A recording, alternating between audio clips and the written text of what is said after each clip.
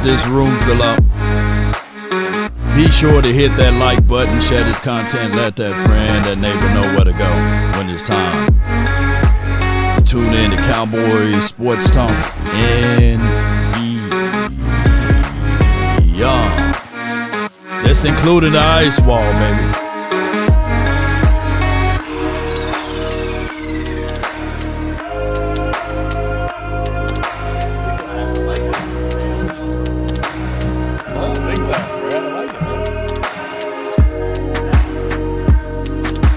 We're listening to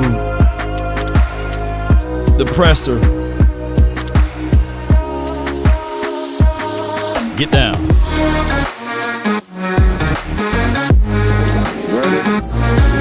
Run from it.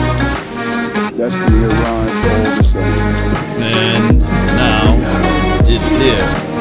What should I say? I am. Mama said that there'll be days literally just like this. Cowboys remain still. We talk and talk and talk and talk. The Talking Boys. 5, 4, 3, 2, and 1. Good morning, good afternoon, and good evening. Appreciate each and every last one of you all for being part of these conversations. All right, so for those who don't know, the Philadelphia Eagles made a trade today. Detroit Lions said no excuses. They done signed their guys. And what is really strange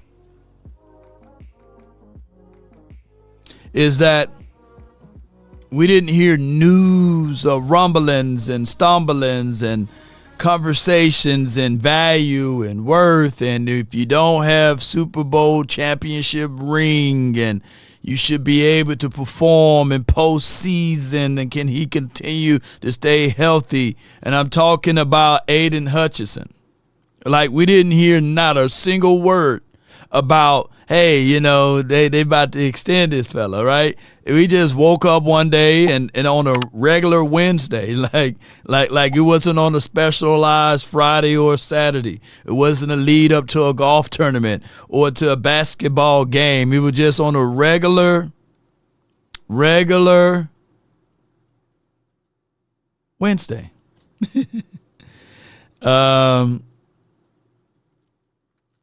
All I can say is I love this team, and I know you guys love this team to still be here. And more I'm thinking about it is that all I'm seeing is just talking. We talk about this and we talk about that, and there's no results. It's just like chattering women, you know, they're just saying what I'm saying. And no offense to the ladies, but y'all get what I'm saying. It's like desperate housewives of Dallas, but you got the two owners there, the son and Jerry, is just talking. And I don't know what else to say. But let me just give you guys the tidbit on this information before we get into everything. And I know scheduling's been crazy this week. But here it is right here. Ian Rappaport reports sources the Eagles are trading for Jets versatile cornerback Michael Carter II to fill in a team need with wide receiver John Miche heading into the New York Jets in their deal. Okay, so and I'm not sitting here saying that they're going to win a Super Bowl because of this, but it's some traction, is some type of movement as it relates to that. And then when I click over here and go to my home page here, boy, I'm doing that. Boy, sometimes you click around on Twitter, you don't know what you're going to find, you know. But, and I talk about Revel and all of those things. Right now, pressures for the season is Aiden Hutchinson with 48, Parsons with 42. And Let me see. All right. And as well as Garrett with 34. But I'm going to go to this right here before I read Sky's point. Recently,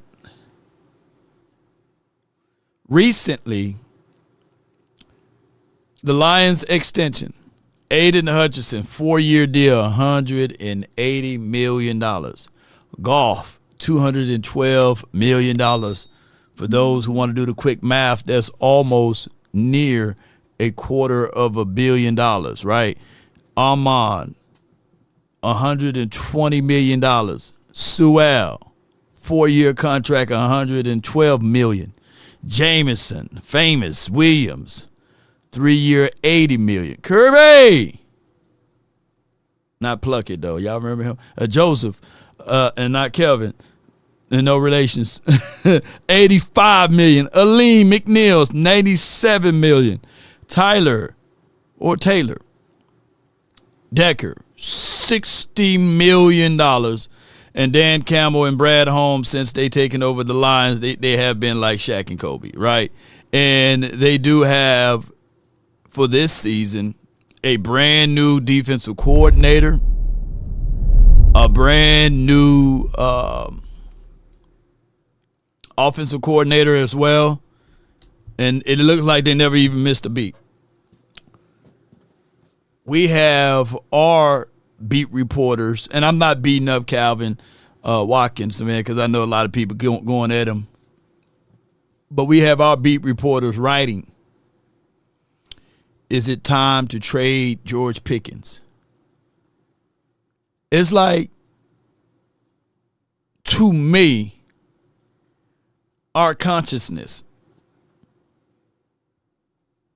is not in sync with what the Cowboys should do. Like, for once, we don't have, and I'm not beating up anybody because John Machota, he's there. Clarence Hill, he's there. A few of my guys, Nick Harris, a few of my guys that work with us, they are there, but we don't really have that agitator, right? They can ask the stern, hard questions to make Jerry and Steven sweat, right? Everything is lackadaisy, go along, get along type of flow. And then I know somebody can say, hey, why won't you do it? Well, I'm not a reporter. I'm a content creator, analyst, you know what I'm saying? And I didn't go to mass communication school and all of that stuff. Not saying that you got to go there to get that, but that's just not my cup of tea. I don't want to write anything. You know what I'm saying? But what I'm getting at is that there should be a time and a place to bounce around ideals, right?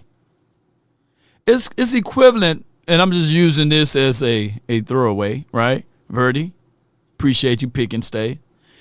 It's equivalent to Verdi. I'm just using you as an example, Verdi. Or I'm going to use Ace Boogie.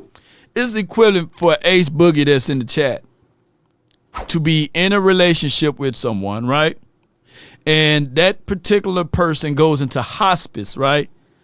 And while they are in the hospice room, it's equivalent to someone saying, hey, man, in about 3 months, man, you're going to have to be out there on the market again. Is there any way that you can go and think about this possibility? Did you see that nurse down there, man? Or, hey, did you think about that particular person?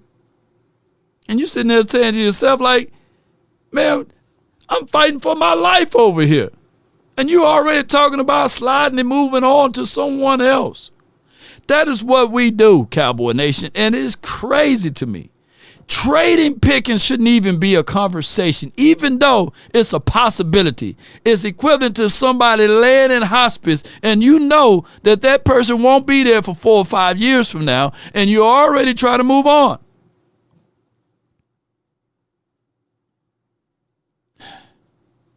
Yeah, it's crazy, I'm not trading George Pickens, but what the Detroit Lions proved, and of course other teams proven time and time again, is that you can extend your players.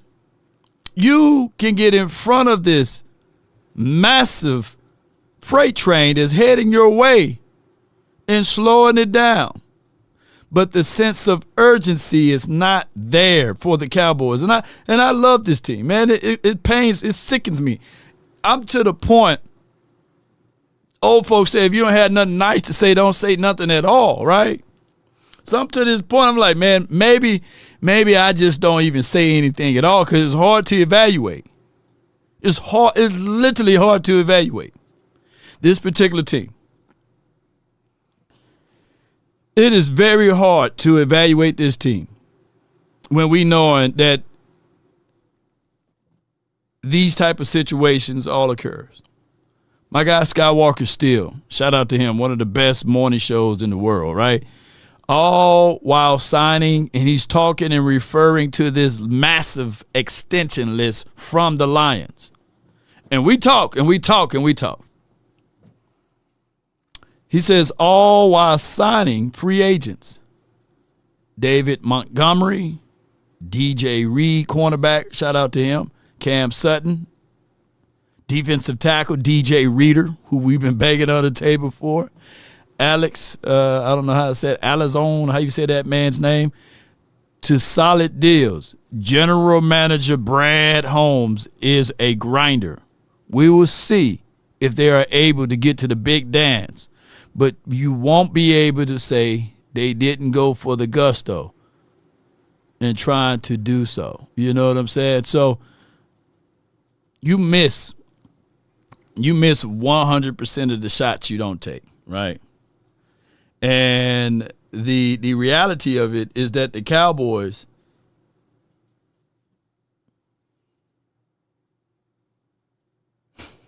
yeah. Somebody gonna say, yeah. If the reality of it is that it's difficult to win championships anyway, right? It's not an easy task. You got to be insane, but at least you got to at least attempt to do such. There are people right now, they got unbelievable skill set, unbelievable capabilities, but they don't want to leave the nest. They don't want to leave the home. They don't want to step out. Got unbelievable skill set. But saying, man, you know what? I'm just going to keep everything in front of me right now. And that's the Cowboys too. So they're going to keep the picks. They're going to talk about maybes and possibilities. And then the standard for the Cowboys will be, hey, you know, the money, the bag that we got to get to. Let me see if I can pull this up. And it's good to be cheerful and happy and go and have all of these things. But let me pull this up right quick. And I appreciate everybody. We're gonna slow move this show. We ain't gonna rush anything. Is that okay with you guys? You know, I don't want to rush anything. Let me see if I can pull this up and get things going for y'all. So yeah, it's gonna be one of them shows, man. One of them longer shows, midday show. And I say once again, I love this. I love this team now. You know. Let me see. All right, let me go right here, and let me know if y'all can hear audio.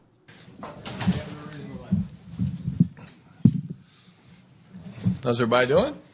Good. Think you should go outside today in the wind? What do you guys think? I think, yeah, maybe a little 7-on-7 and do some kicks and stuff like that. 40-mile-an-hour winds. Yeah, maybe. Yeah, we'll see. Golf, yeah. I'm game. Let's go.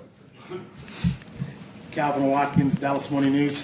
Your safety situation, how much do you think Donovan will go today? Or Wanya, is he feeling better? Yeah, again, both guys are trending. I don't know how much they'll do today. We do have the extra day this week, but like I always say, each day there's information that's given, and I would say that both guys are doing everything they need to get back, but we'll see kind of where today, tomorrow, and next couple of days look. But definitely a little thin right now. Cooper, how's he doing? Do you think he'll practice as that was on target? Yeah, for sure. Trade deadline next week. How much do you talk to your guys about blocking out the noise of what goes on around here in terms of making a trade or that kind of thing? Yeah, I don't really talk a whole lot about that. I just focus on us trusting the process, and there's always going to be noise, and these guys can't control the noise any less or more than we can, and there's always going to be noise, and there's always going to be speculation and things like that. We make the noise. We can control the noise. We make the noise. Scale it back. I get it. Jerry Jones, Stephen Jones, Jones Jr. Jones, and Charlotte Jones, and all of the Joneses, man. Hey, we love y'all. It wouldn't hurt to have y'all to be missed for a couple of days. Come on now. 2 shows a week for Jerry Jones. Can you scale it back to 1 show a week? 2 shows a week, Stephen Jones. Can you scale it back to 1 show? 1 show. 1 show. 1 show on the radio. Just give us 1 show at least. So you can kill some of the speculations and the talks.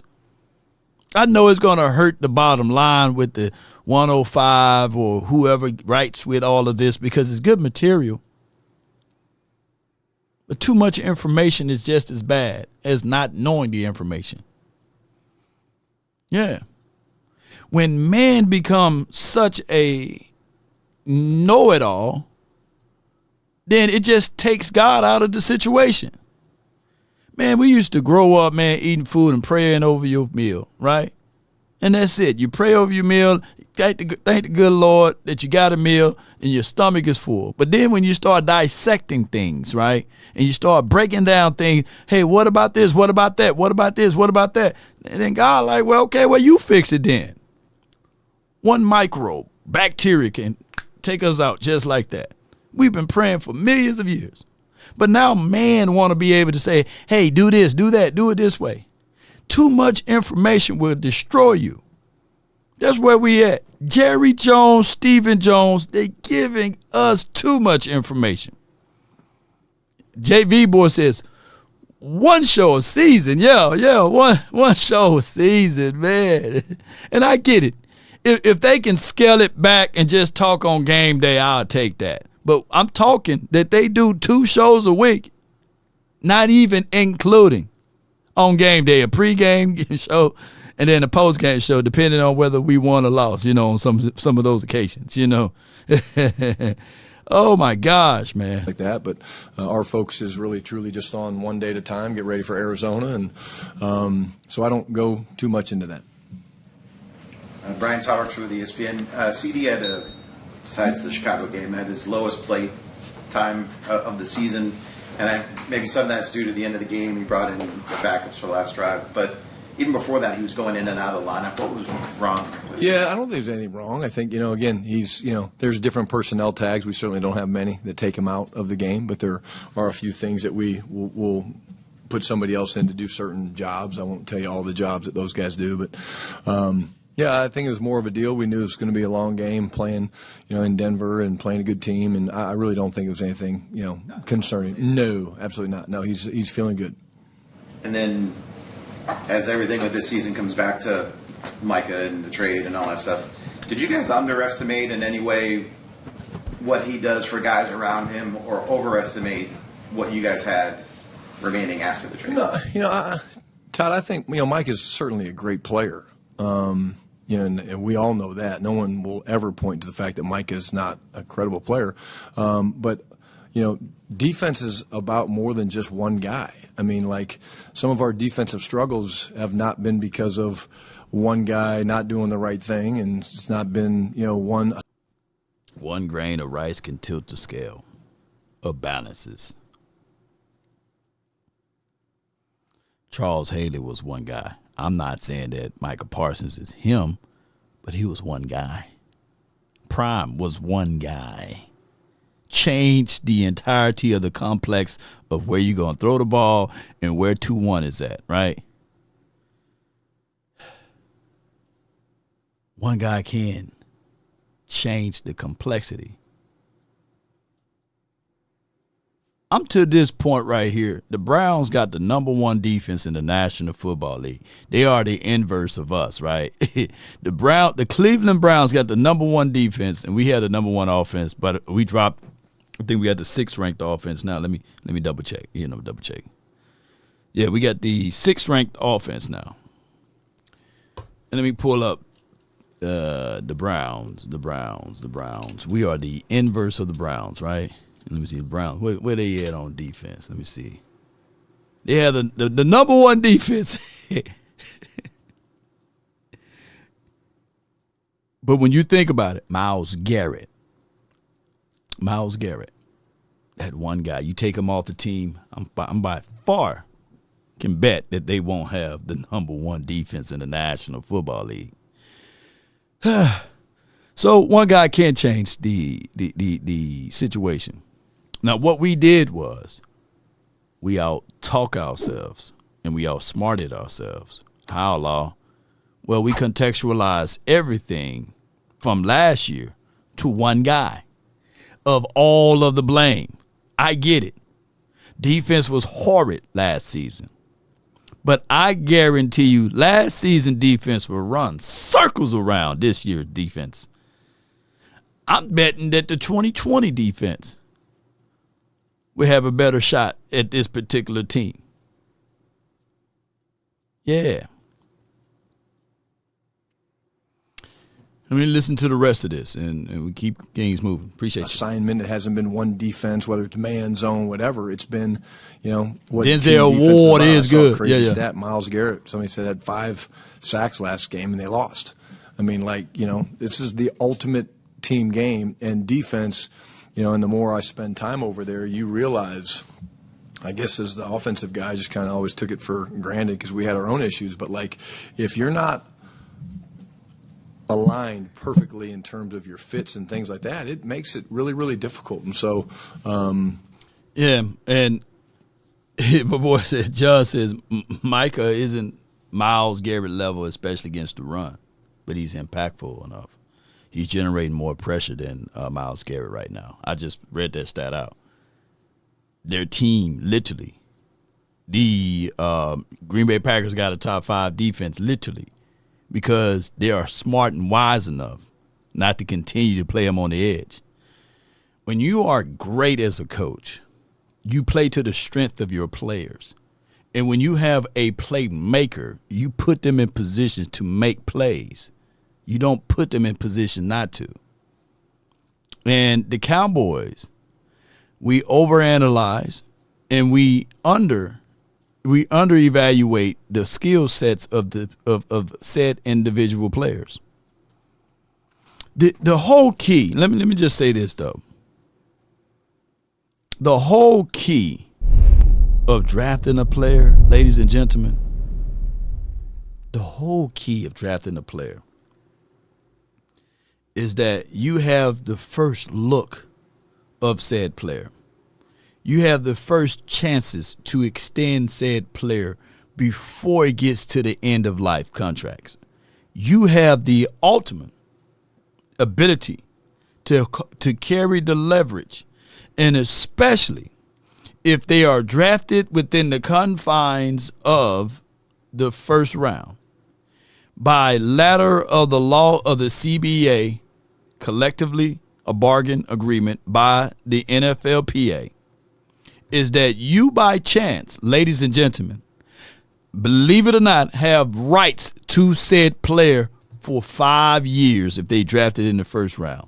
You have 5 years of rights. Now, it's 2025. We are seeing players that's drafted in 2021 that was in the first round that particular year. You can either do 2 things. Either you should pay them last season, or you could put them on the 5th-year option. The 5th-year option is equivalent to, dare I say, the franchise tag, because it's upfront money. You can't prorate it, you can't spread it out. It's equivalent to that. But it gives you leverage, is what I'm getting at. But before you allow said player to get to the 5th-year option, if your team, and I'm just saying this for real, and this is part of our problem too, if your team don't know what they got out of said player and it takes them 5 years to evaluate said talent, then we are a horrid evaluation team. Case in point, CeeDee Lamb should never got close to his fifth-year option. They should have locked CeeDee Lamb way before he got to the end of life of his contract. And he had to end up holding out for his money, his remuneration, Cowboy Nation. To that same point, the Cowboys should have already understood who they had out of Parsons and not wait to the last or the edge of his contract, right? So that we wouldn't even be talking about if the Cowboys took care of business, TCB, $40 million wouldn't even been in the conversation because they would have locked him up at 30, is what I'm getting at. But there's so many people that will argue the difference and say, no, the Joneses, because they accumulated a lot of money, billions upon billions of dollars, that somehow that equates to knowledge and that they know what they're doing. But in actuality, that is further from the truth. Money doesn't equate knowledge or understanding of a certain thing, right? But neither here nor there, not to break that part down and surgically say these type of things. But we can literally say that teams are running circles, blocks around the Cowboys. And we 3-4-1.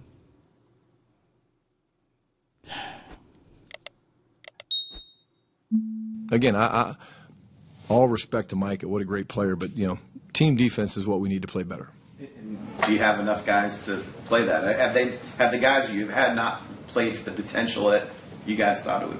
No, I think none of us have done good enough. Coaches, players, head coach, none of us have done good enough. That's real. I mean, our scorecard is what it is. And that's not just defensively. That's offensively. We're a football team. That's 3-4-1. You can take the stats on offense and, as far as I'm concerned, is what it is. We want to win, and people talk about, hey, MVP and this and that. Dak Prescott doesn't want to win MVP.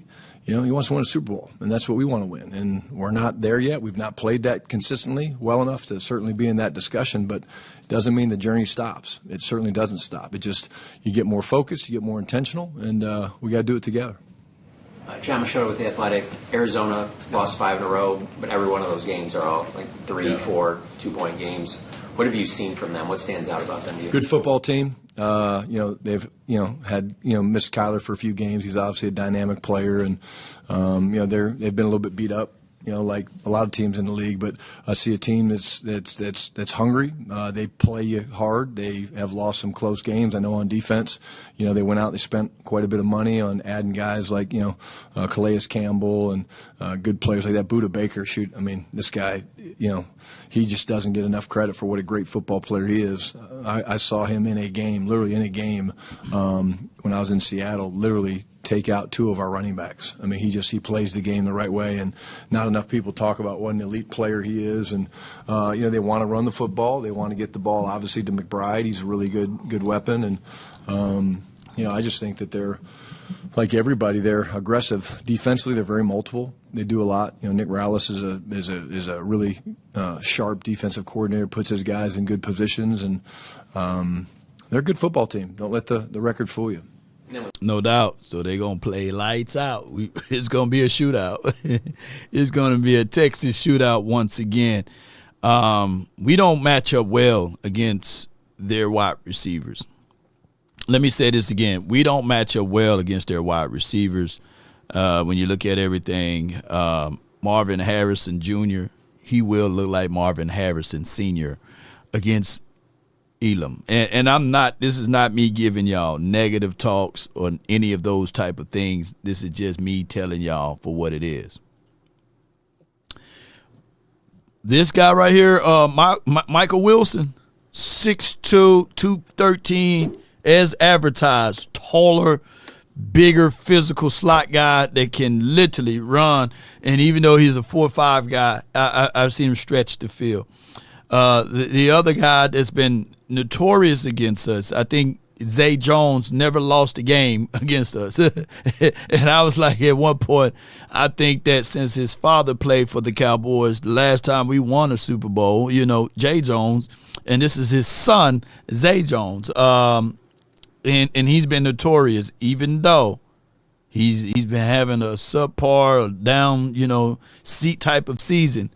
Look out for him. He's been crazy. I've been trying to get him in Dallas for multitudes of years. Like, hey, just pick him up, bloodline for your mind. And he killed us when he was with Jaguars one year. He killed us when he was with the Raiders one year. And now he's with the Cards, and they're going to do some things. They got decent offensive line up front, and it's just a crazy matchup. Two of the things that I can tell you that what we don't want to see, and if this is the truth, that Wanye, he's out, right? We understand Malik Hooker, my dog, he's out. All we got is Wilson. So they move Bell to the strong side. Man. And they put Donovan Wilson on the roof. Oh my gosh, man.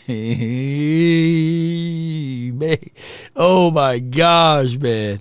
So this whole side right here.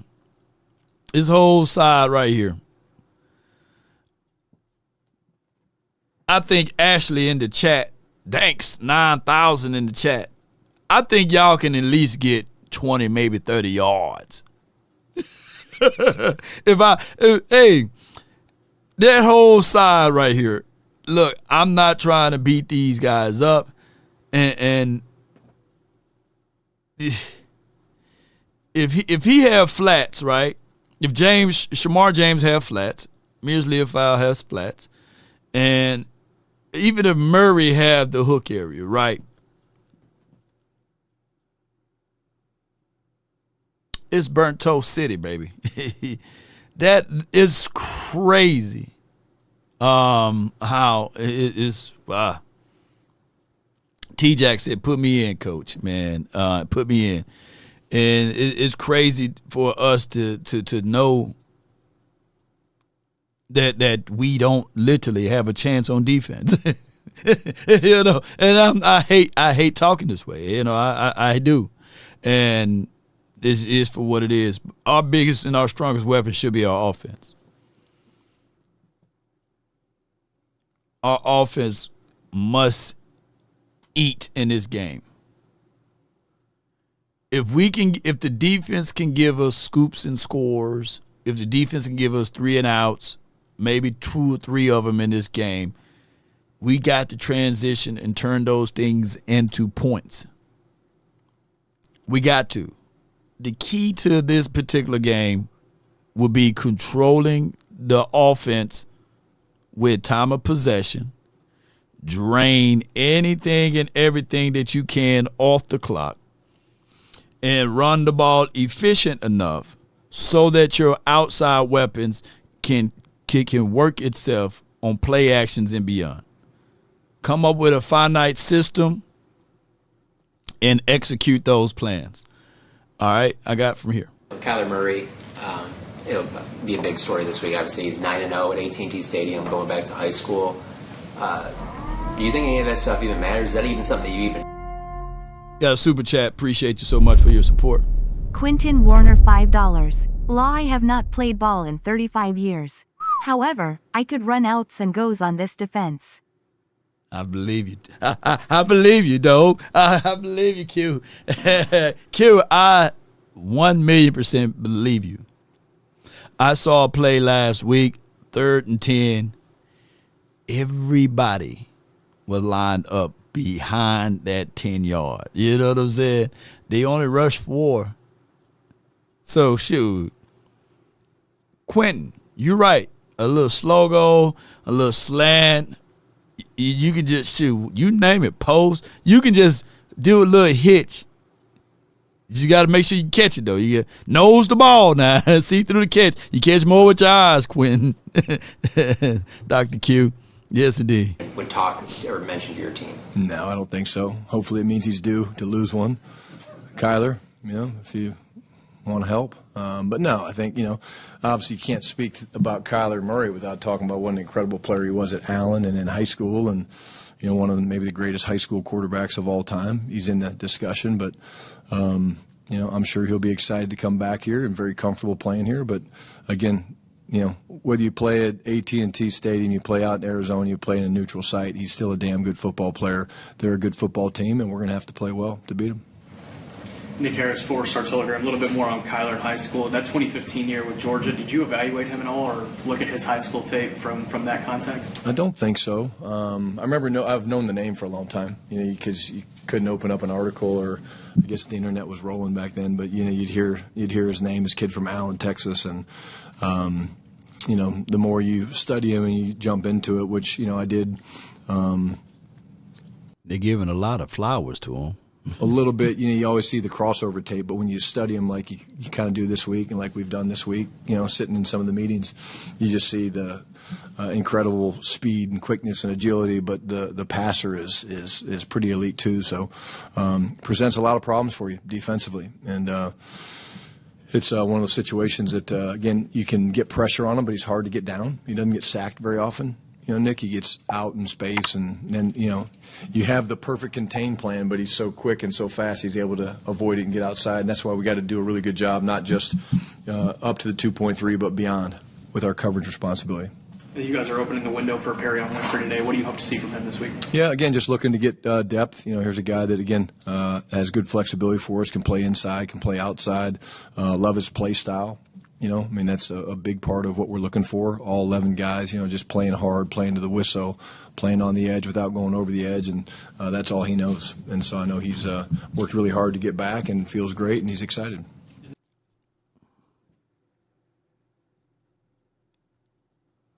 Perry on Winfrey opens up his 21-day window. I truly believe if it wasn't for the Cowboys, he ain't gonna like me saying this, but if it wasn't for the Cowboys, I'm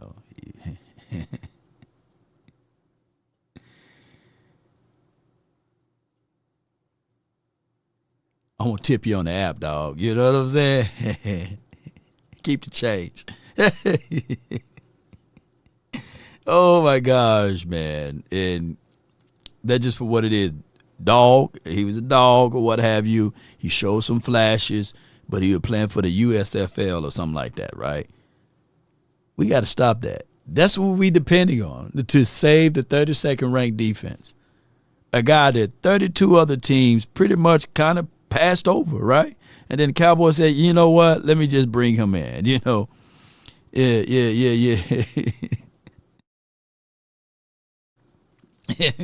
Oh no, man. I hate beating up my team that way, man.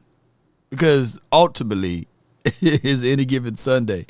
And those who can excel and shine, from the USFL, like the Brandon Aubreys of the world, and I believe Cavante Turpins. Yeah, that's cool. But how many times we going to be dipping in that same bowl? You supposed to take that chip and dip one time, right? But it's supposed to be man laws, you know what I'm saying? UFL All-Stars, Stop being cheap, and this team is a joke. All right? Man law, I'm going to give y'all the man law, and sometimes it's just a universal law, basically. If you got that chip, and you got a community bowl, you at the crib, community bowl with the salsa, queso, whatever it may be. The rule is you get one dip on the chip and you eat it. But you don't supposed to take said chip, take the dip, eat it, and that same chip go back and re-dip it again. You don't supposed to do it. It's one dip and ham.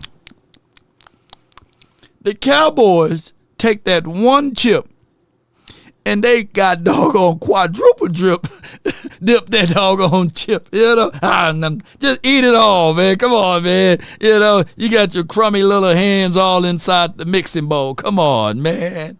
And now They convinced us that everything is going to be all right with the 32nd ranked defense. We don't have to worry about making moves for Quinnen Williams. We don't have to worry about making moves for a Jeffrey Simmons. It's too much money. We got our Jeffrey Simmons at the house, and his name is Perrion Winfrey. You know what I'm saying? Oprah's son, you know. They're banking that if Winfrey come back and give us a few splashes, they're going to bring Oprah on the show. Yeah, that's what they're banking on. Yeah.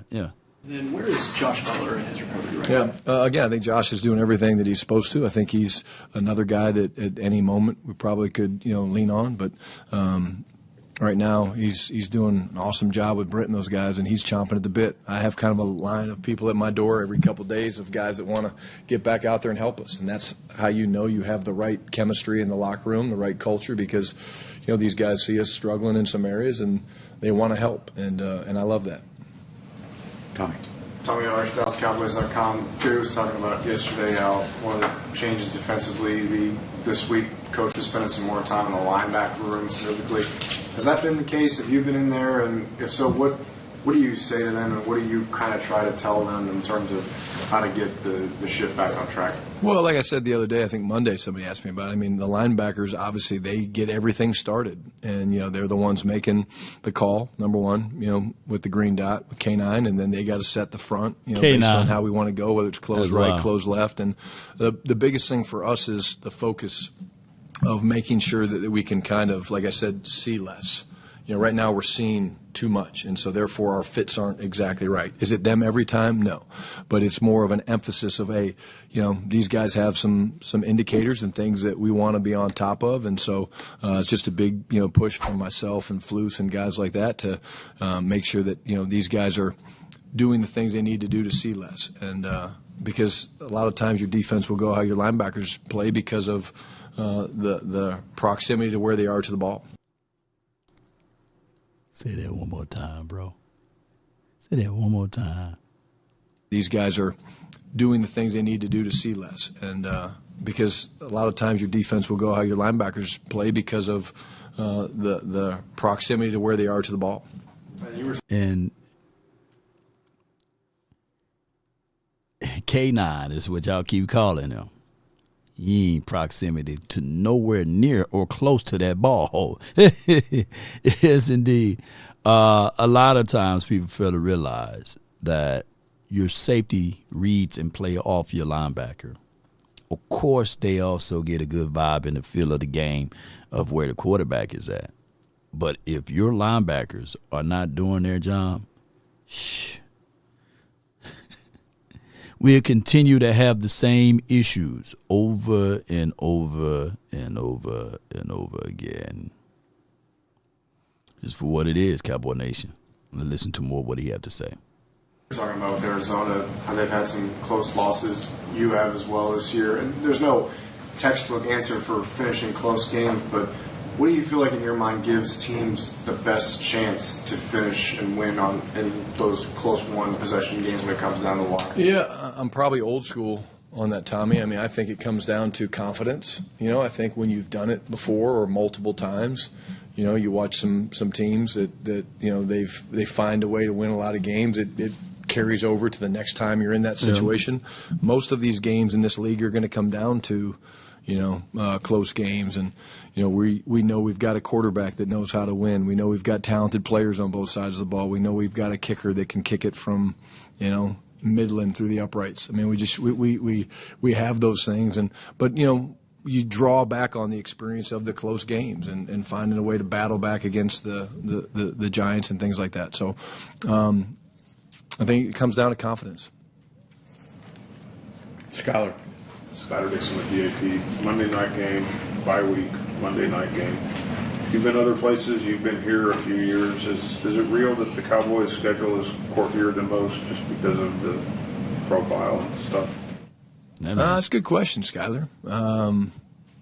I mean, this year certainly it is. I mean, you can't say that it's not. I mean, the multiple Thursday night games in this schedule, but I don't think they're doing that to penalize us. I think people love or hate the Cowboys, and that's part of why we play, how we play, where we play, and whatnot. But again, it really doesn't matter. These guys would go and play anybody, anytime, anywhere. But I can't say that it's not something that is definitely noticeable when you look at the schedule, and the Thursdays and things like that are a little different. And then the extra day this week, obviously, and then the extra day coming out of the bye. What difference does that make? Does that help in terms of recovery and all those kinds of things, or mini buys, however you want to look at it? Yeah, well, like this week, for example, we're going to work normal today and tomorrow, and then Friday will be kind of we're calling it a bonus day. It's a chance to kind of look back on our first, second, and third down plan to tighten up some things there.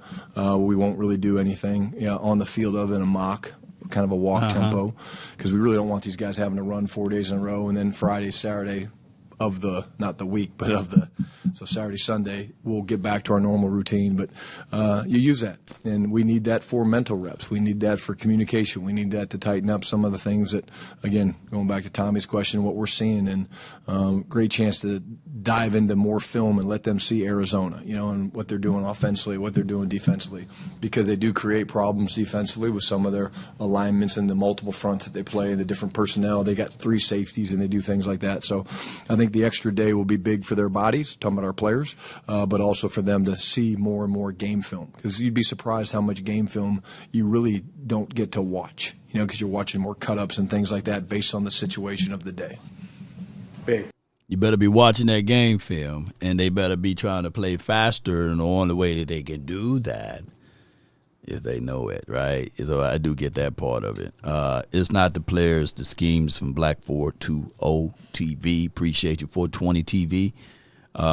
Sometimes, man, the truth doesn't always allow you to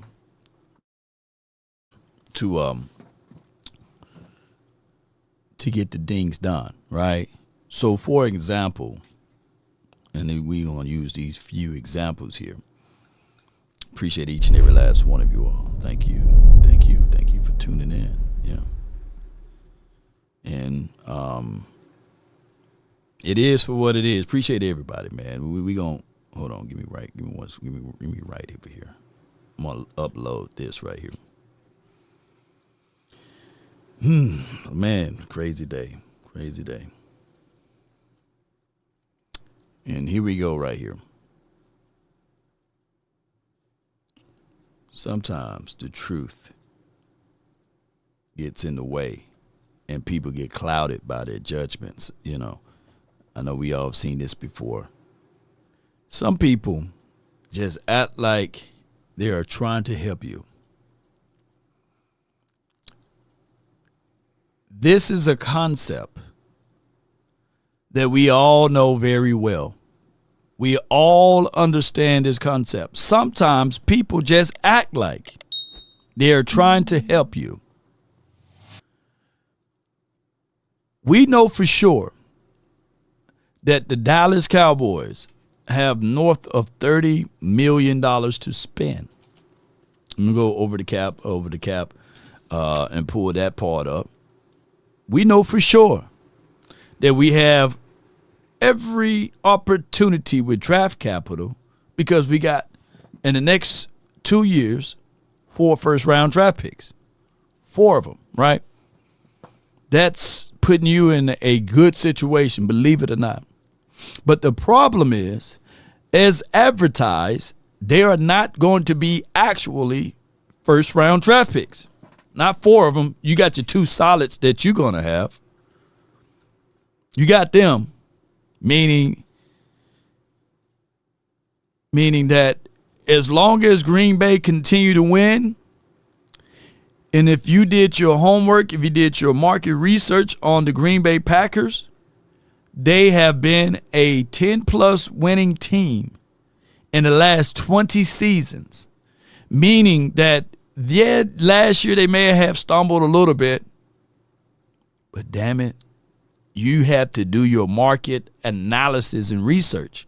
If you traded away your player to that particular team, your first-round draft picks of value is not really a first-round draft pick. Why, Law? By nature, by ladder, yes, it is. But technically, when you listen to scouts and you listen to reports, there's only about 12 to maybe 14 true first-round draft picks every year. So when you get to start picking in 20, 25 to the 30 range, where the Green Bay Packers are projected to be, is that these first-round draft picks are equivalent to second-round draft picks. So technically, in theory, the Cowboys traded away, and I'm not trying to bring up his name, but this is only for context, MP for 2 second-round draft picks because they had to quantify the math of if they given this guy to a team that's technically better than us, then that's going to improve their odds on being able to be a better defensive team, right? Or a better win to loss category team. So the Joneses should have squeezed a little bit more out of that deal. Because in return, here's the craziest thing for it all. We got rid of that player that we held. Like, he could have been disgruntled. He could have been unpleasantry. It could have been unhappy here. But damn it, we hold the rights. You know, we hold the rights for him for 5 years. We have your rights. We got your papers, man. You're not free at last. But they did a solid by moving on from him and trading him. That was to benefit him. At the end of the day, the Cowboys, justifiably, they absolutely helped Michael Parsons, you know what I'm saying? Because he got more money, $47 million, APY. But what happens here collectively is that we get something as what we call damaged good. We get a high, nice sizzle in the pan. What is that? Kenny Clark.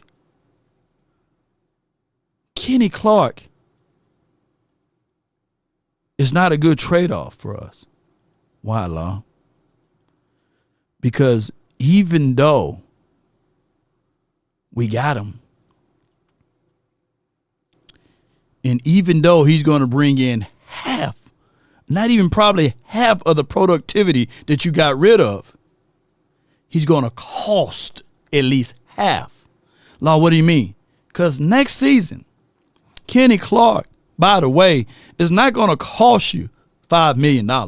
Not going to cost you $10 million. Not going to cost you $15 million. He's going to ultimately cost you against the cap $21 million. And then damn near half of 40. But that's the market. The market is the market.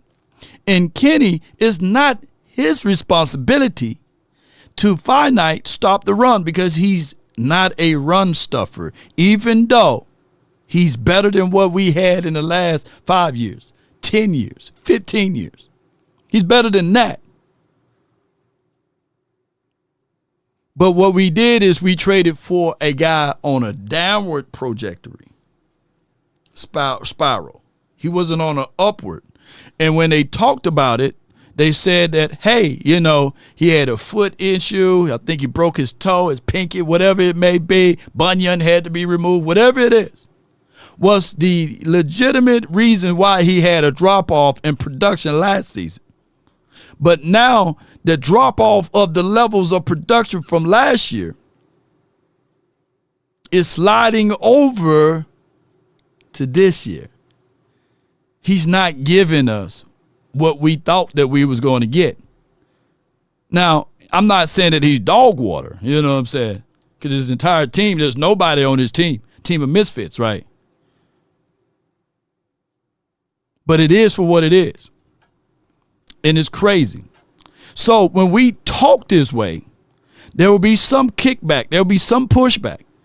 And people will say, no, the Joneses are doing everything and anything in their will and their power, Law, to help us. Look at that hand. We doing good. Look at the hand, Law, look. Why complain? Look at the hand. The Cowboys are doing anything and everything to help us. And I'm pointing out the truth.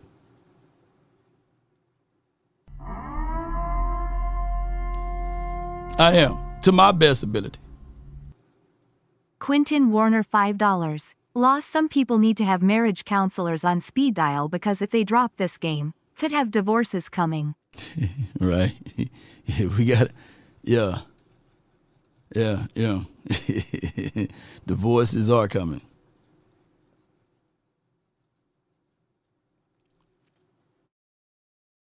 I like what Gina says. He played here for 4 years. However, these dumb ASSS man didn't put pieces around him, period. Like Law says, if Aaron Donald need help, damn it, Micah needed help too. Exactly. So this is where we are at now. You know, we are right here. And I love the illustration. I need to take this old illustration and maybe CGI. Somebody can do that in the chat. CGI Jerry Jones face, right there. And he says, I'm telling you, they're going to throw us in a boiling pot, then eat us. And then there's another Cowboy fan to say, dude, I swear you are so paranoid with this crazy conspiracy theory stuff, man. You crazy. That's where we at. Just relax. Quinton Warner $5. Law, I could not have explained it any better. I have been telling people that picking 15 to 32 are high seconds. Yeah, 15 to 32 is high seconds. And every now and then you may get a good, nice player, 15 to 16, 17. Now, there are nice players throughout the draft, don't get me wrong, Cowboy Nation. But historically, if you listen to draft pundits and all of this, and if you do your own research, it's about real 12 to 15 true first rounders out of your grading system. And then you go through positioning categories and stuff like that, But, yeah. This is us right here, though. I'm telling you. I can just tell you right now, I'm telling you, they're going to throw us in some boiling pots of water. And then they're going to eat us. Yeah. Regardless of it. And when we speak out and say these things, there will always be people saying conspiracy theory. It ain't that bad. Look at the water, man. Man, life is great, man. Look, man, we got food. They feed us every day. Man, they feed us, man. We fat until we fall out, man. We eating good over here. We eating good. We sleeping good. You know what I'm saying? Shoot, we okay. We just 3-4-1. We have the opportunity to make it to the Super Bowl. Just wait, man, for Chavon Revel to get back. Just wait, man, for us to get our artillery back, man. Just wait for Perrion get back into the mix. And Winfrey, and Elam, he's going to step it up. So stop complaining. They're not finna take us up out of here and eat us and boil us and eat us. No, you crazy. Yeah. That's exactly what's going on. Paul Stage says Micah didn't ask for a trade because of Jerry be bull sugaring. Yeah. Just because you ask for things doesn't mean you get it. I asked the good Lord Almighty, look, hey, I want $1 billion tomorrow now. I want it. I want to give you, Lord, where that billion? I need to be a billionaire tomorrow, and I got faith, love, and adulations. I got all of the things. Come on, where my billions at, Don't mean that it's going to happen.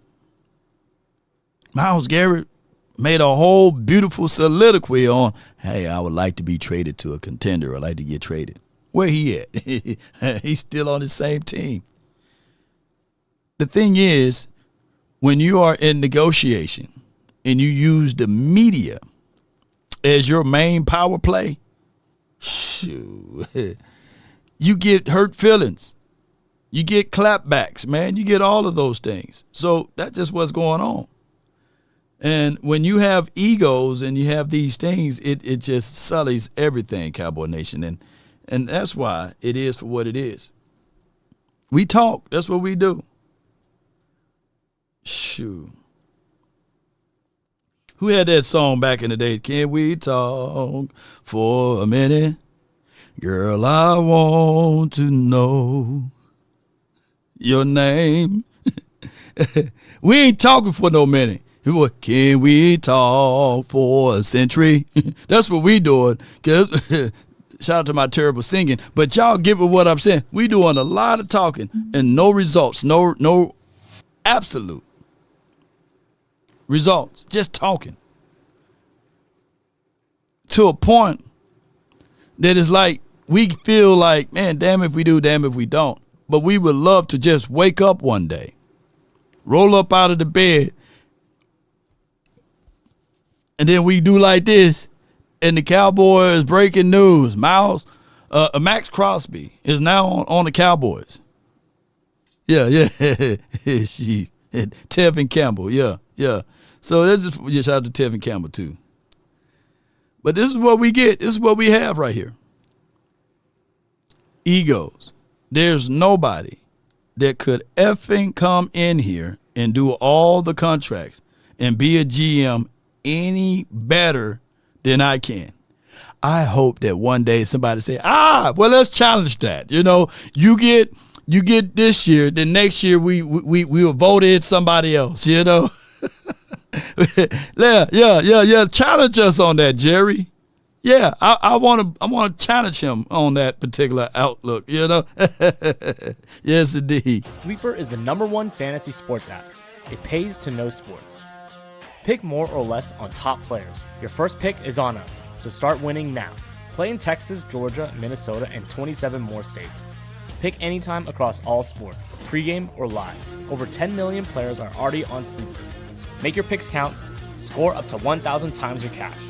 Join today, get up to $100 credit using code LAW. Call your shot on Sleeper. Download now. No doubt. Download Sleeper now, and they will match up to $100 on your first $100 deposit. But here's the good thing, though. When you download the app, from me to you, $20 will be on your app. So you can download it 1,000 times with on different accounts, and you have $20. Come on with it. Match them things together. I seen somebody with 10,000 with 5 or 6 cell phones. You have 5 or 6 email addresses, and get your Sleeper account going. Just use promo code LAW. Scotty, the man for the $199, if he can, says how many more bowls you gonna watch us win, and that is FLAW, flaw.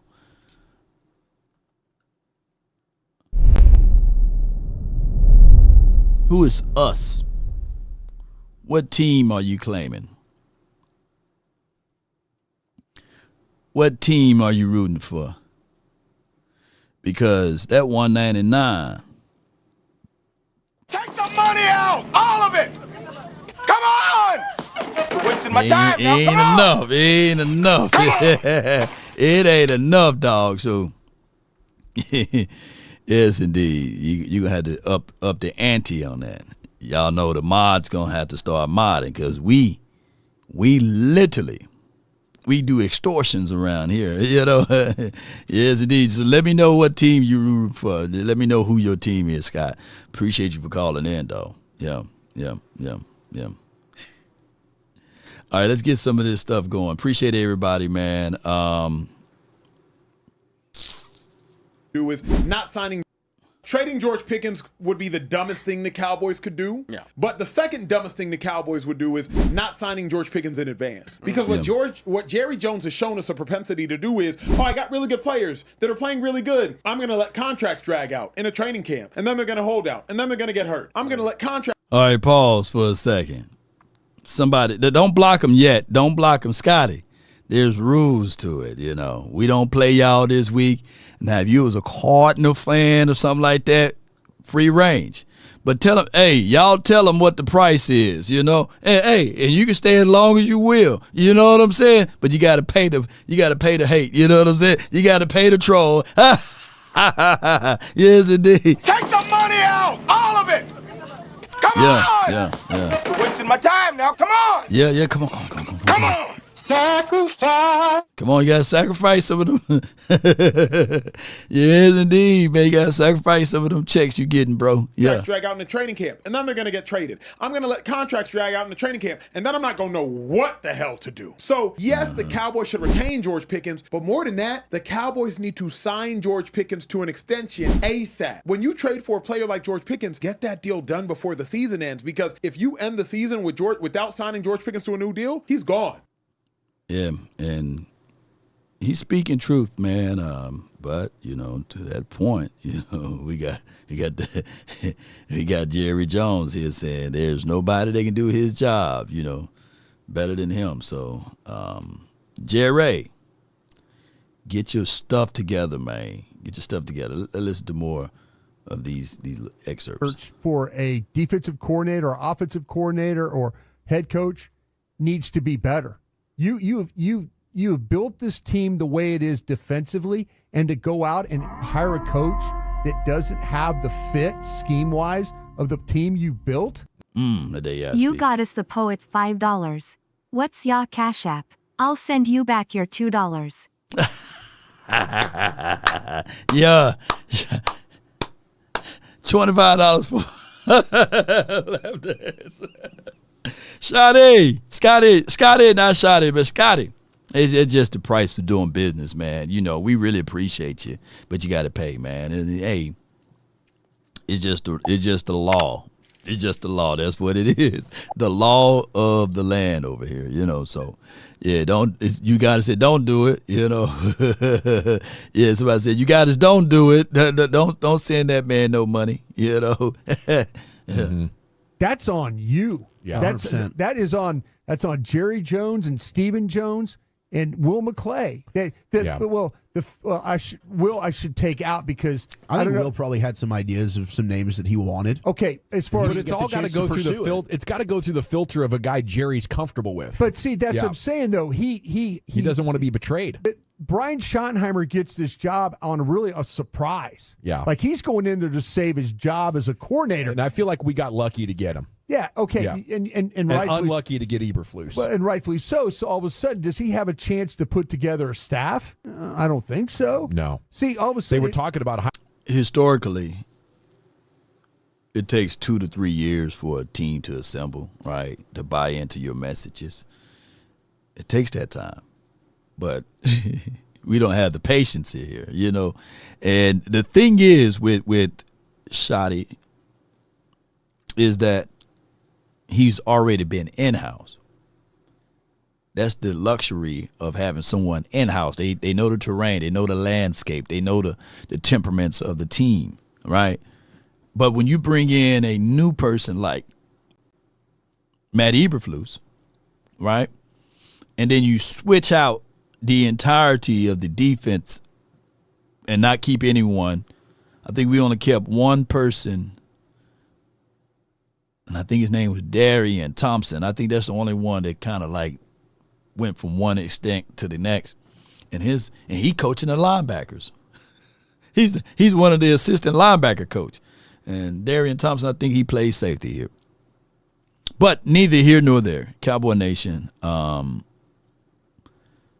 Scotty, man, Scotty, you got 5 more minutes, man. You got 5 more minutes, then we're gonna have to give you the boot, bro. 5 more minutes. That's me being really generous, right? Sheesh. But what I'm getting at is that you're supposed to be able to match your team up with the guys that you want. And that's what we talked about a little bit on the Cowboys Collective last night. That, yeah, Sanborn was handpicked by Matt Eberflus. Yes, Solomon Thomas was handpicked by, what's smooth name? White Cotton, right? Elam is somewhat, some shape, form, or fashion handpicked by Schottenheimer. So these handpicked guys are not picking anything. And that's just for what it is, Cowboy Nation. So when we start saying this, it's damn if you do, damn if you don't, because what the ultimate goal is for us all to be sheeps and be rooting for it in this particular aspect of it. It's like, which one you going to go for? One is Stephen Jones, one is Jerry Jones, right? Or who you going to go for? The ideology that we here are trying to support this team, and the team technically is not trying to support us. They just eating.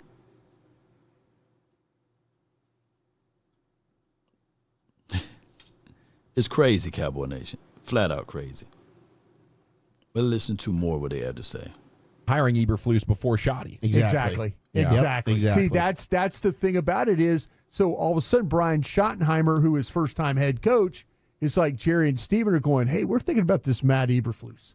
Okay, the question, sounds good. The questions, like I'm not going to want this back here. Yeah, the question. I'll go get my offensive staff. Yeah, the questions that Brian Schottenheimer should have asked was, well, wait a minute. I've been here for 4 years. Does he a scheme fit for what we're trying to do? Mm-hmm. Are the way he's called defenses over the years? Do we have to play? Are we going to have to completely overhaul our defensive side of the ball? And again, Schottenheimer, he didn't know he was going to trade Micah Parsons. He was happy to get the job. The man is on 90-day probation. Hey man, I'm on my 90 days, man. I can't make no suggestions over here. Yeah. So Schottenheimer, I believe, and the Cowboys, they haven't came out with the payer yet. But it's literally, you got a super chat. Appreciate you so much, and Jay. It's literally, Schottenheimer was like, hey, oh yeah, that check is there, yeah. Oh yeah, that check there, yeah. Now, what you saying again, Jerry? Yeah, I'm gonna stuff this. I'm gonna put this one right there on the mantle. As long as that check cashes and clears, he's okay.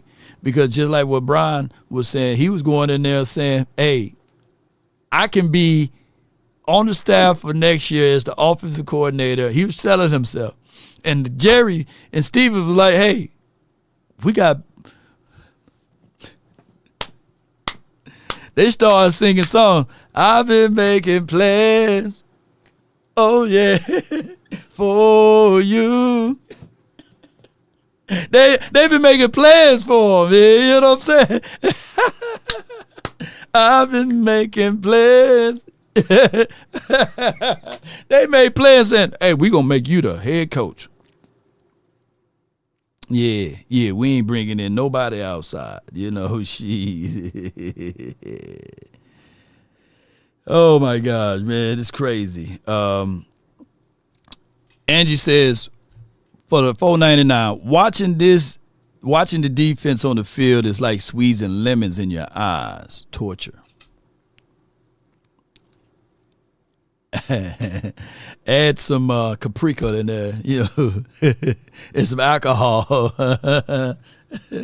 Add some alcohol in it. Ain't talking about the kind you drink the rubbing alcohol. And a needle. And by the way, just needle. He probably thought, well, I'm going to have Micah Parsons, and that's going to be okay. But I think the biggest misevaluation is that you hired a coach that doesn't fit what your players currently play well. Hopefully it's a bad enough year that they will give Shoddy the ability to go fill out the defensive coaching staff as well, because how good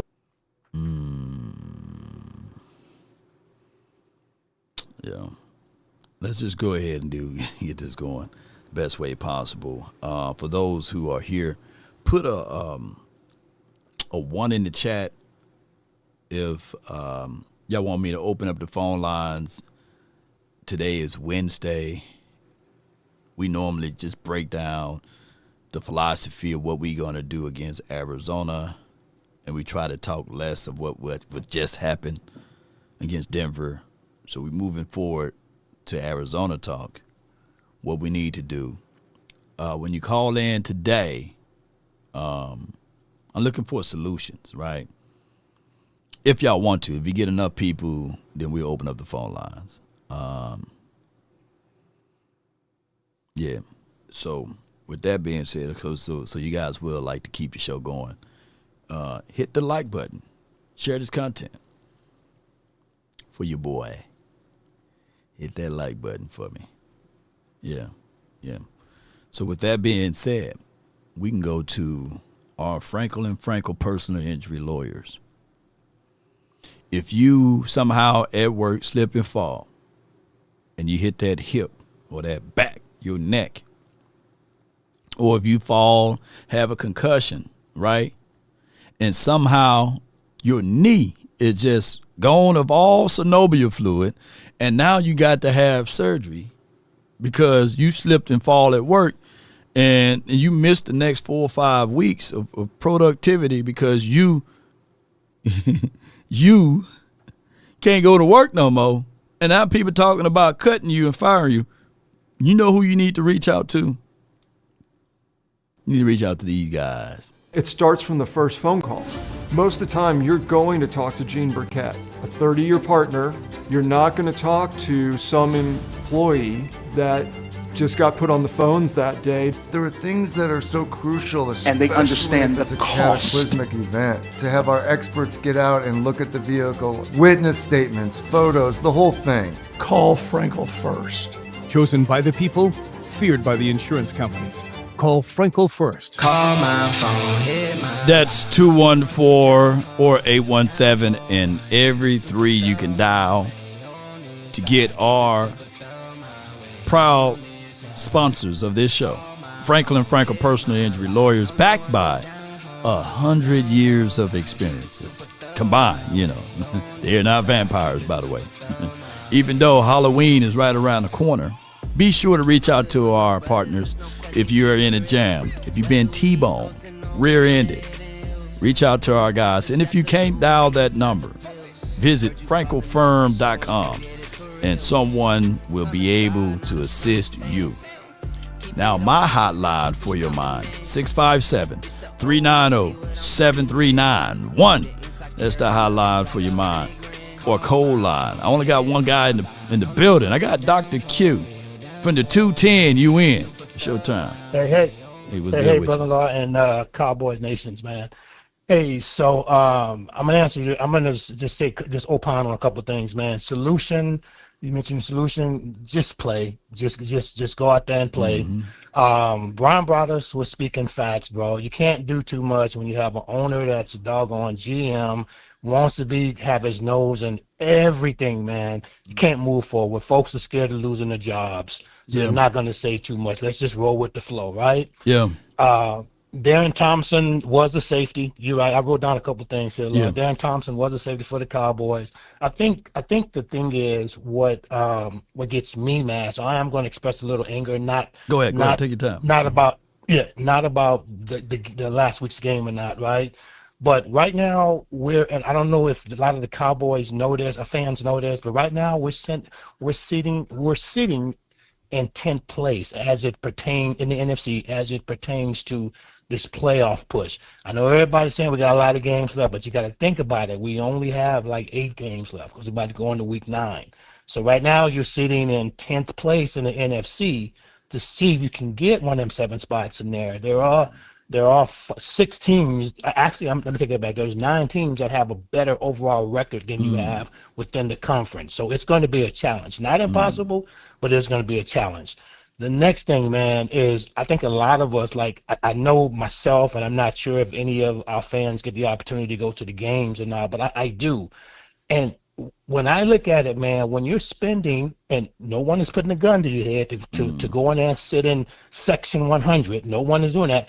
But when you're spending $680 through StubHub, and then they're hitting you with taxes, and the next thing you know, you're paying $820 to see a product on the field, you just expect more. You just expect for this team to do. That's a lot of money to spend, and you're not getting the production for the money. I know I don't like to talk about money a lot, but in this case, I will. So I think a lot of us get frustrated, man, based on what we're spending, and I understand it's a business and it's all show and all of that, but you just expect more. And then the next thing, man, is so I was reading up on something, and I didn't know this, man. Solomon Thompson's production has actually been better than Osa's. Osa. And I was like, Yeah. oh man, look, this is my thing. Go ahead. And a lot of folks don't know this. Solomon Thompson signed for 2 years, $6 million. And he has better production than Osa. Osa was 80. You gave him 50 guaranteed. He signed 4 years for 80, but 50 guaranteed, but his production is not better than Thomas, man. I just don't understand that. And don't even get me started on Sam Williams. That right there itself is just ridiculous. And the crazy thing about it, do not be surprised at the end of this year, because we know sometimes it's about the friendship thing. We get all of that. Right. If Jerry mess around and sign Sam Williams, man, and I know Sam Williams, you're Mississippi boy, man. Yeah. But he is not productive, Law. I'm sorry, man. Right. He plays off balance. He's off. Just watch him, man. He's getting pushed by. He's getting pushed by receivers. And get turned left and right, man. And it's just something mental is going on, bro. So I don't know, man. But see, Jerry loves to sign those kind of people. And but hopefully he can get himself together, football together. And whether it's here in Dallas or whether it's another city and state. But right now, a lot of what we can do, man, it is handicapped with your GM. And we know Jerry is the GM, so folks are gonna be walking on needles, as we say, because I don't want to say the wrong thing. Even your catch from 105.3. Come on, man. You know, when you try to ask him a question, them guys are like walking on eggshells, man. Because man, I get it. I get it. This economy is terrible, right? And people need their jobs, man. And I was asked, like, man, don't be too hard on us, man. We need our jobs over here, man. We trying to make a living, man. Yes, sir. I got you, man. And that's all I have for the show today, Law. I appreciate it, man. Keep up the great work. You as well, Dr. Q, man. That's a good call from. Okay. Yes, okay. Indeed. Right. That's Dr. Q. Yeah. I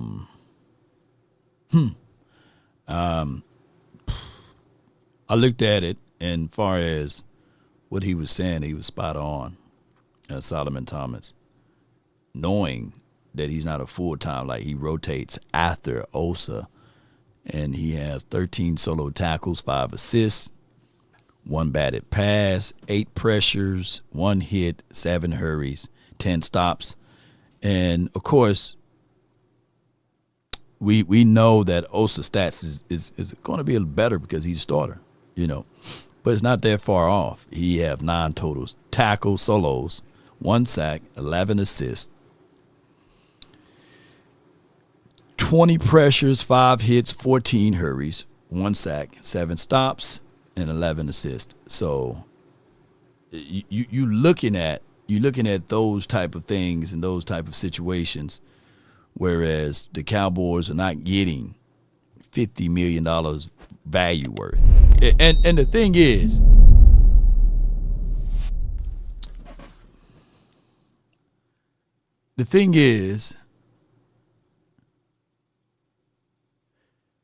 we did a lot of hush pay because we pressured the whole notion to say when the conversation went this way, like I said, it's going to be a long show. The conversation went this way. Instead of paying one person, I can take that one person away and pay 4 people. And you can look at it from 2 angles and say, are you getting the max capable value from the 4 opposed to the 1 that you got away? Because there's always the known known and the known unknown. But it is harder to find that one layer of player to give you that max production versus your 4 trying to get there. So the problem is that the Cowboys didn't hoodwinked a lot of folks about the pay, the money, and that is the issue right there. If anybody should have been allowed to test the market, should have been Osa, not the other guy. If anyone was allowed to be traded, should have been Osa.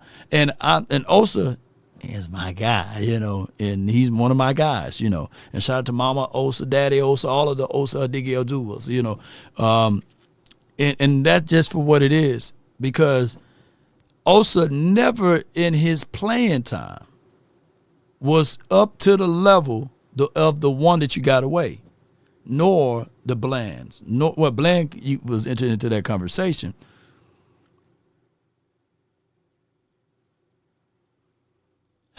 But it's crazy, man. Let me get the next caller on. But before I do that, I have a similar tone from a content creator that I want to bring up for context. It sounds the same. And last year when we was talking about this, they were saying no excuses. They was giving out the list of players that they had, and Dr. Q had chimed in on Super Friends show, and I destroyed the lead on this one. But he chimed in and said the difference is injuries. You guys were healthy for the majority of the year, but now my brother gonna have to walk back all of what he was saying because his hopes is shattered. At least we can get someone else to feel the pain. Yeah. Injury Reaper. Okay. Okay, hold on. Y'all hear the voice. Y'all already know who it is, right? Yeah. Y'all bear with me. Y'all bear with me, baby. Y'all bear with me. Yeah, here we go right here. Boom. Here we go. I hate it here, man. Injury Reaper. Okay. You got us, bro. We get it. We didn't have injuries last year. You making up for lost time. Mercy. Okay, I said it. Mercy. You got us, bro. You got us. You got it. We talking the same thing. You twisted our arm. Okay, mercy, bro. You got us. Yeah. Let us go now. Damn. You taking all the fun out of this shit. Don't he sound? Hey, same complaint, just a different team, man. Same complaint, just a different team. Let me just say this, man. And we all been crying, mercy, man. For us to go through this injury tunnel, not just 1 year, but for back-to-back years, come on, man. Mercy, bro. You got it. Let us have our season back. Damn. It's probably too late now. As you can see, the hopium is wearing off because of these damn injuries. That shit is a buzzkill. Let us have our season, bro. All I asked for was just to see Jaden back with Devo and Terry. I just wanted to see what it would look like. Just wanted to see if there was a chance. With the way the defense played, fast and physical, with the Tyler Owens insertion into the defense, with Jordan McGee getting some run, with Frankie being down on the defensive line, there may have been you take this same energy we came out with, flying around Revo, all that shit that we saw earlier. You take that same energy and you play against Seattle with that. I don't know who the hell checking Jackson Smith and Jigba, but you take that same energy home when you putting Arthur Monk into the rafters with the championship threads on a Sunday night. You bring that same energy, and I guarantee you were coming out of there victorious somehow, some way. Not after you done took Terry from me again, potentially Javon Kinlaw. You definitely took Laramie Tunsil from me tonight. What you want me to do, bruh? You ain't even giving me a chance. I'm over this shit. I'm over these injuries. I hate it here, man.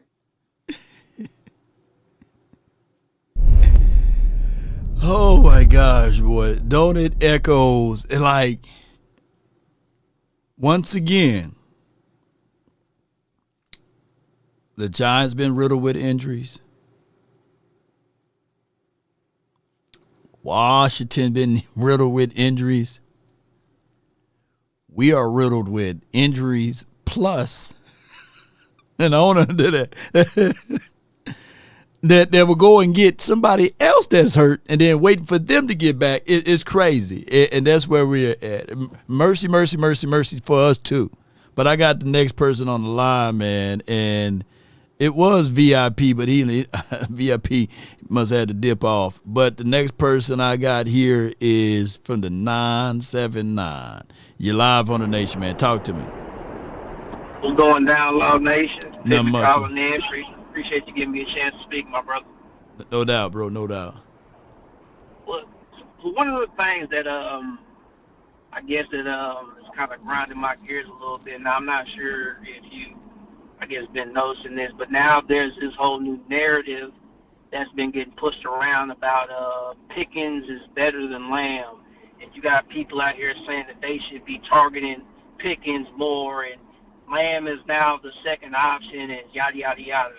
And just my thing is, to the people who think that, now they are of course entitled to their own opinion.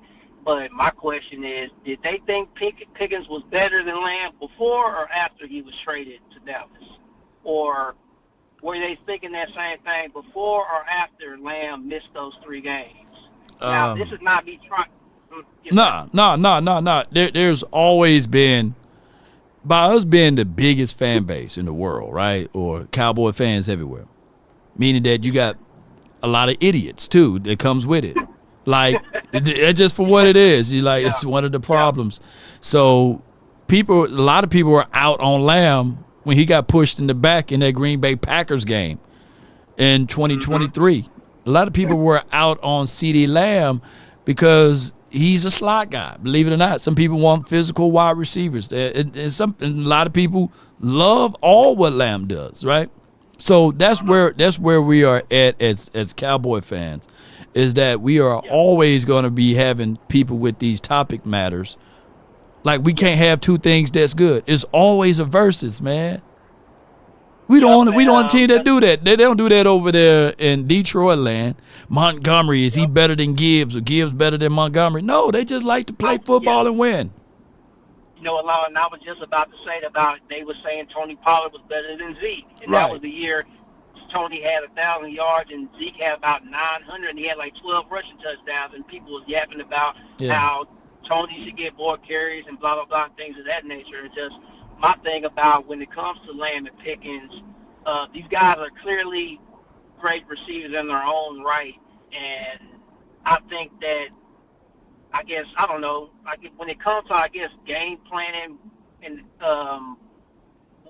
in the next game or just games beyond that, it's right. Like, I guess, however a defense is covering these guys, I think it's still like who should be targeted more. Right. Like, I guess if they're doubling Pickens, and hey, maybe CeeDee Lamb's going to get more targets, or vice versa. Or, you know, if Shotty decides that he wants to get cute for whatever ridiculous reason in the goal line and pass the ball, then maybe Dak should look for Ferg or Pickens more, because so they can throw the fade route, because like ain't nobody about to out jump Pickens. I can see situations like that where you probably want to go to Pickens more, things of that nature. But this whole narrative about them trying to say that Pickens is better or Lamb is better, man, like all it is just calling a bunch of more animosity. And animosity that shouldn't be there.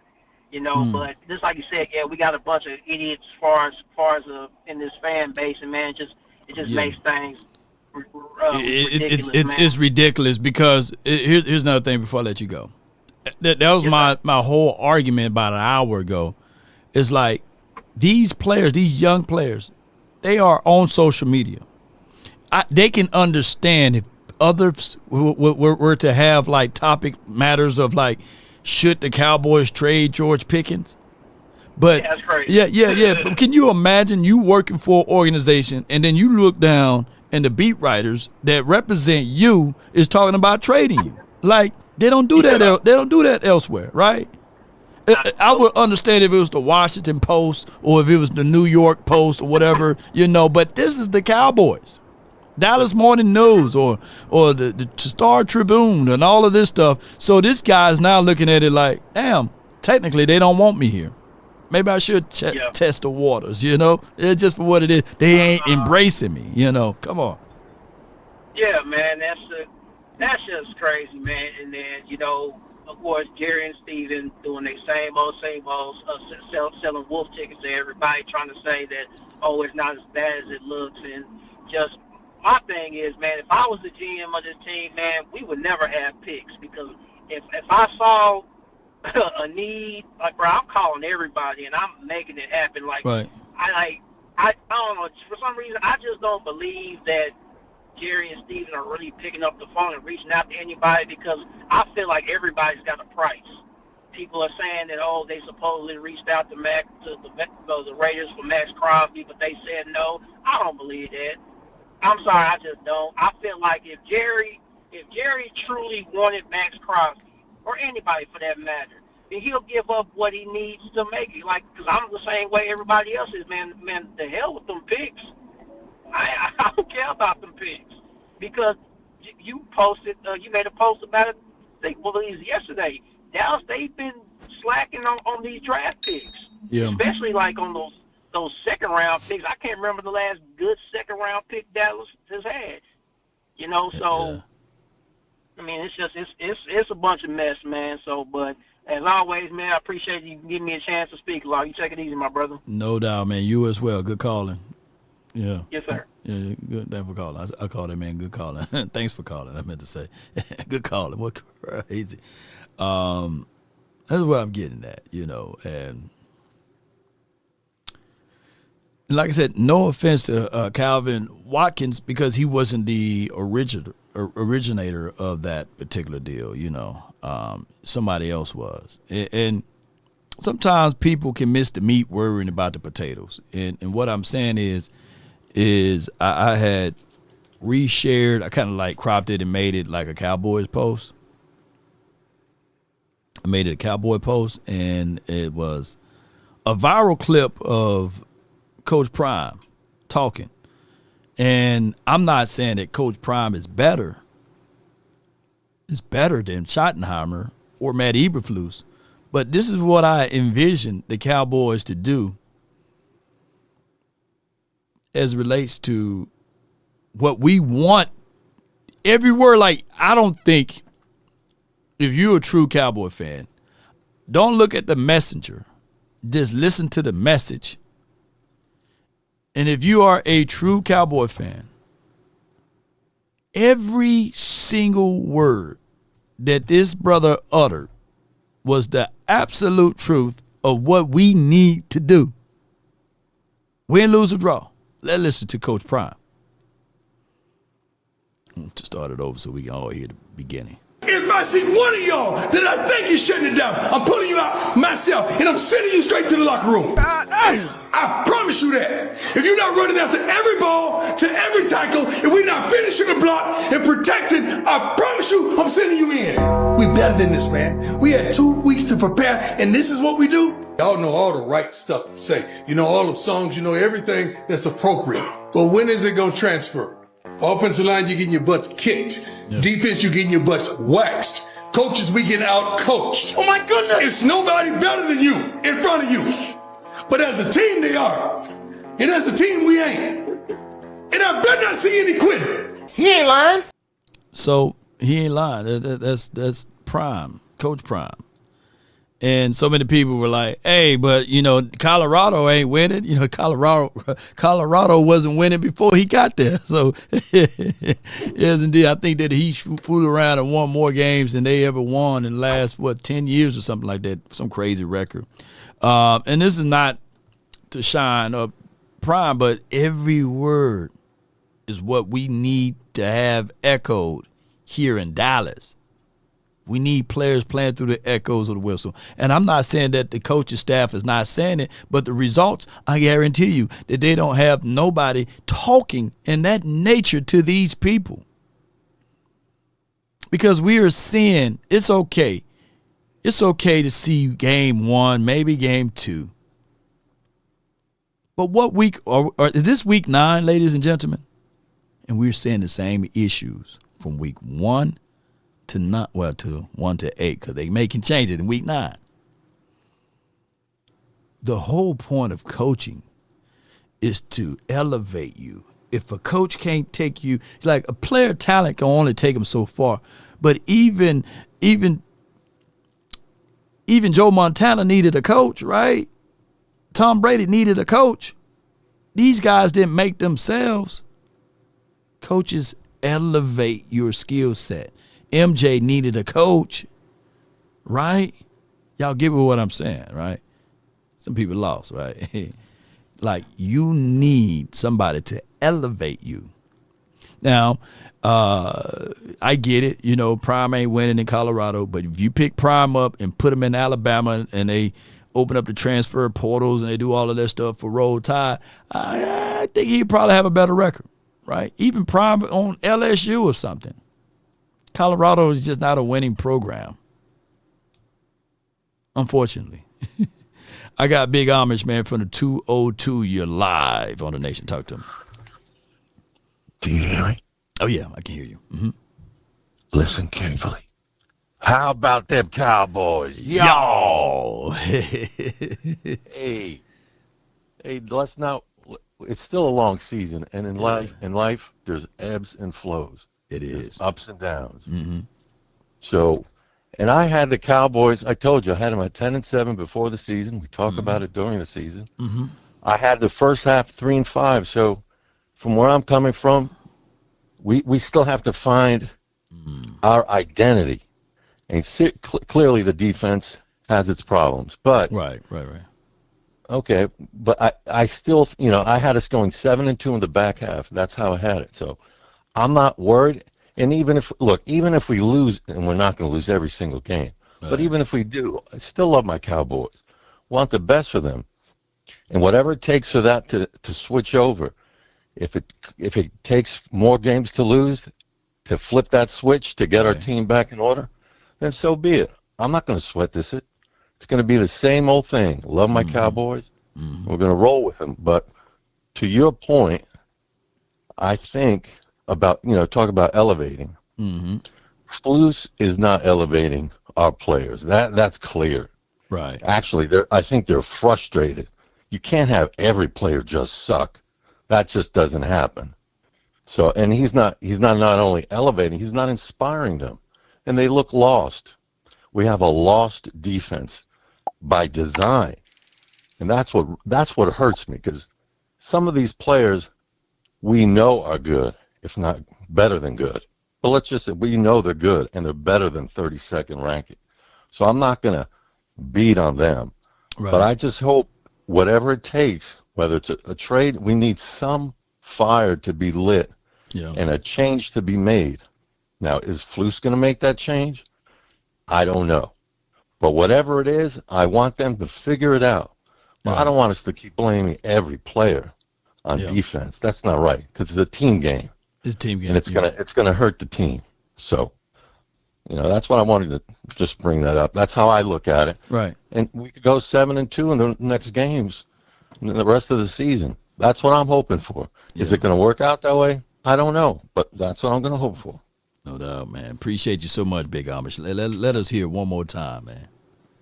How about them Cowboys? Yo! Yeah, I love it. It's Big Amish from the 202. Yeah, it's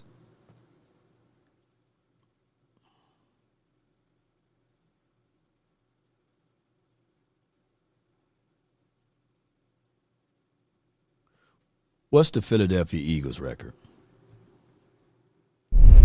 Can somebody put their record down in the chat?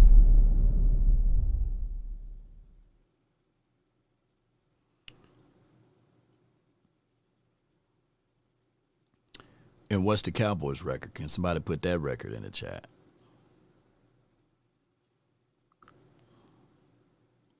The thing is, and TJ, hold tight. You on the call? You on the call? Hold tight. They're 5-2, 6-2. What are the records? 6-2. Okay, 6-2. Are they trying to better their best? Are they trying to better their team? Are they trying to get better in all? Are they looking down the road? Was it necessary for them to make a trade? What is a needed area for them boys to sit back and say, you know what, we're not satisfied? If the inverse was with us, right, and if the Cowboys are 6-2, this is a whole different conversation, right? Cowboys 6-2 right now. They start making plans about Super Bowls and talking about the 90s and stuff like that. The Eagles just won the Super Bowl.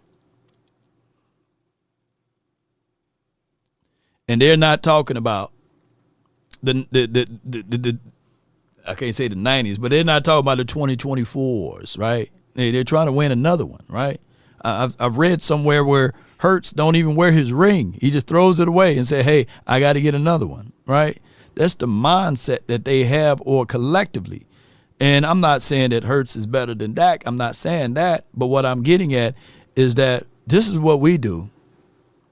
We tend to hype up this stuff, and you know that this conversation on November the 3rd have no dealings and no reasons that this guy is about to make it about a situation. When the trade deadline is it November the 4th or is it November the 2nd? Because this is what this is all about. Attend a live taping, Stephen A. Smith, Jerry Wayne and things, and DeMarcus Ware. This is not going to help us out at all. But this is going to be some good views.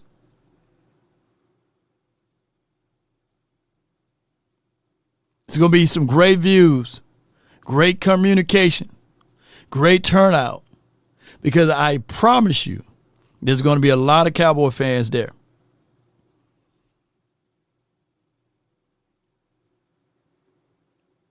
On November the 2nd. So Jerry Jones going to make some type of splash, and that's going to be the topic matter. You know, he might go get a Max Crosby. He might go get a Trey Hendrickson.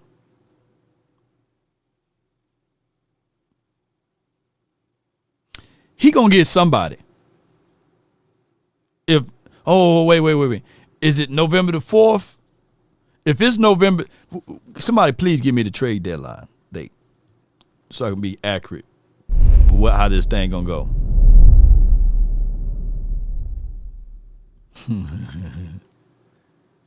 go. Yeah.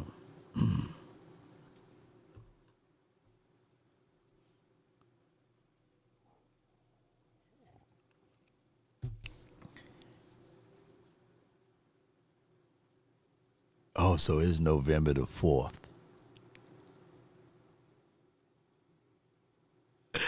Oh my gosh, I can see what's about to happen. I see what's about to happen. Jerry Jones ultimately is going to let Stephen A. Smith know. And what better way to make it grandiose and say, hey, you know, this is what we do. It's going to be the most viewed show.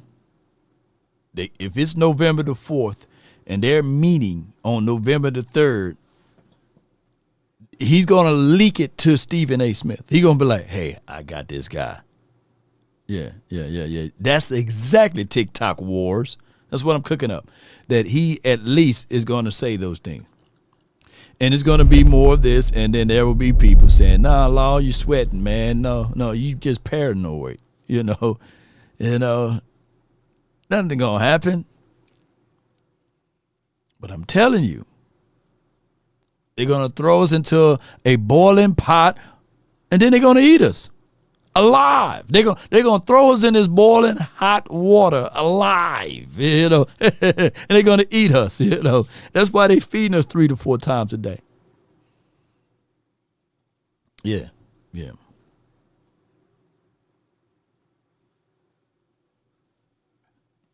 Newhouse 44 says, come November the 3rd, Jerry will be saying we are making calls for trades. Watch what he say. Full of lies. And we seen the storyline in 2022. We was all banging the table saying, hey, the defense is coming along, but we just need help on offense. So many people were so gung-ho on, hey, we still winning games. We didn't need an Amari Cooper. We had Noah Brown, ball bouncing off hands and phalanges. And people were so gung-ho on fighting the fact that, hey, Cooper Rush is better than Dak. That's all that they was doing in 2022.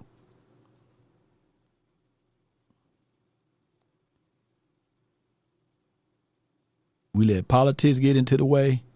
All they had to do was continue to make some trades, make some moves. But even in 2022,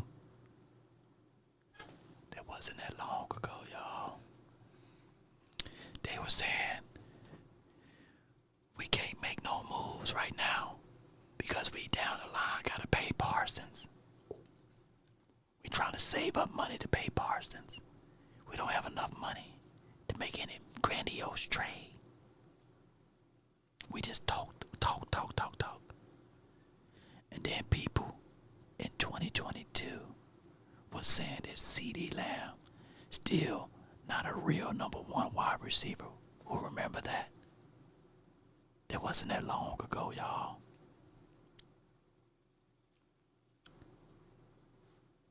It wasn't that long ago. That's where we at. I got TJ from the 804 You Live. Hey, what's going on with you, Law? Not much, man. Just chilling. Yeah, not to go at our boy Big Amish, because we love our Big Amish, but it's kind of difficult to motivate and to elevate dead bodies, man. Ooh. Yeah, it's difficult to do that. We got a lot of dead bodies on that defensive side of the ball. But what I want to talk about, you kind of alluded to it already, and that's you use the word philosophy and principles a lot when you talk about this team and this front office and how that in turn creates culture and an identity. Right. The culture and the identity, I think, starts from the top, and it's a lot of empty promises. I don't think this front office. I've been to that stadium. I did the tour, and there was a lot of planning and a lot of preparation and execution that went into the marvel that stadium is from top to bottom. Come on, and the surrounding facilities. So I refuse to believe the acumen and the resources and the intellect that it requires to execute something on that scale and to have it live and breathe year after year escapes them when it becomes time, to build a complete team. Right. This is unacceptable, man. It's a spit in our face as fans. It's an insult to our intelligence. I follow and I listen to a lot of you guys. You, Boss, Sky, Vach. You guys are very brilliant. You Lose Takes, Big Game James. Yeah. You guys have a lot of football knowledge. Some of y'all have played the game. Some of y'all are just people like me who followed the game for 20 some odd years. And if you guys can sit down working y'all 9 to 5s and taking time out of y'all schedule and away from y'all family to come up with solutions that make sense and that will work, how in the hell are these people who getting paid to do this can't do it? I only have one answer. There's only one answer. They don't want to. They don't want to. Yeah, that's the conclusion. They don't want to. Yeah. They can get in front of the cameras and on the radio twice a week, 3 times a week, and sell us that they're trying. But when you constantly let your best players get out the door, or as y'all like to use the word, sully them in the media, take away from their production to justify not paying them. I'm seeing it happen. It's happening again right before us. It don't make sense not to go to the GP, not to give Mr. Williams the ball. It's happening again right in front of our eyes. And all we're gonna get is that sign that I've seen in some bars: free beer tomorrow. This is a free beer tomorrow ass front office. Promises are what to come. Yeah. I don't care about them picks. I'm tired of hearing people trying to rationalize not getting rid of those picks. They're not going to do anything with those picks, guys, but bring in more people who can't play football. Right. Because think about it. What year Michael Parsons was drafted, right? In 20 what? 17, right? No, Michael Parsons. Michael Parsons. What, 21? Yeah, 21. Yeah. They were already talking about in 2022, hey, we eventually got to pay this guy, So we got to, you know what I'm saying? We got to hold back. We can't make this move, can't make that move. So what I'm trying to get to fans is that next year, when even if we do draft a stud, right? Mm-hmm. Within 3 years, He's going to be sullied. He's going to be denigrated. Mm-hmm. He's going to be spit upon. He's going to be articles out there saying, hey, it's about time to trade this guy.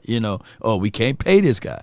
It's the same conversation over and over again. And just one more, and I'm going to get out of your way. I laugh when I hear you say on the Collective and other platforms that even a trash can gets a steak every now and then. Yeah. I want to use the inverse. This front office wastes a lot of our resources on throwing steaks in the trash can. Yeah. Osa, trash can. Yeah. Who else they paid? Ferg. I love Ferg, trash can. Underperforming. So while you say it's a whole lot of trash cans that wear stars on their helmet every Sunday, getting steaks. If we wasting steak on trash can players. Okay, like instead the of using that money to keep our better players. I don't get it. Yeah. And that's the whole point of understanding your team and drafting your guys. You get the leg up because you have your first eyes. You have the first right to refusal, right? And that's why I said the time to pay Parsons was last year when they was talking about all in. But instead of that, they leaked out patients are running thin. You remember that? Patients are running thin with Parsons' antics or not being man enough and have the gonads to say, pull us to the side and say, hey, we just don't like the Bleacher Report thing that you're doing. And we want you to cease and desist that, and then we're going to get things going. Or we don't like, they was talking about leaderships and temperaments, and then they start bringing up playoff productions. And on defense, it was Parsons' fault, and on offense, it was Dak's fault. And for the life of me, all I wanted for last year, right before the season kickoff, I wanted Dak to go. I wanted him to go to another team so that he can, blossom and grow and do his own thing there and don't have to face with this scrutiny of the Joneses waiting to the last hour to pay this kid. Because if you really ultimately want something, you do anything and everything in your power to get that thing, to keep it. You do it to keep it. But they allow outside articles, trigger trade lands and all of this stuff, you know what I mean? It is crazy. It's the same cycling. They spent and burnt a 4th round draft pick for Trey, and they spent and burned a 4th round draft pick or something like that for Joe. It's the same thing. Cowboys are just operating backwards, bro. Yeah, and they continue to try to sell us on hope, which I don't understand, because we all know hope is not a plan. To me, hope is deferred disappointment. That's what hope is to be.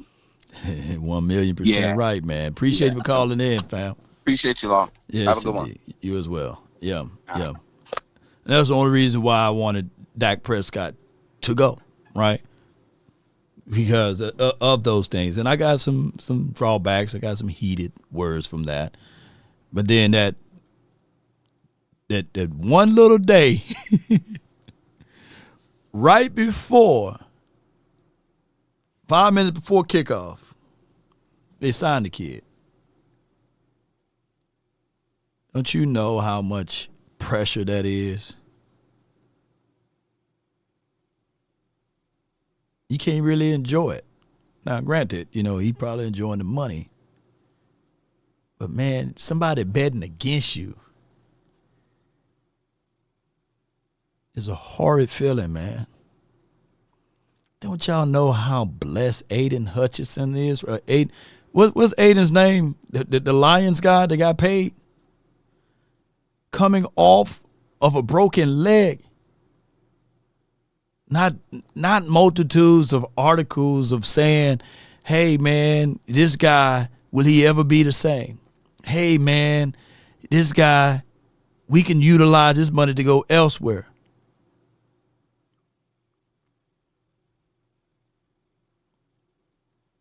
Aiden Hutchins, right? I'm thinking Trey Hendrickson's, but Aiden don't have to deal with the scrutiny. There's nobody banging on the table saying, hey, they better win the Super Bowl now. He better show up in the postseason. He better be a difference maker.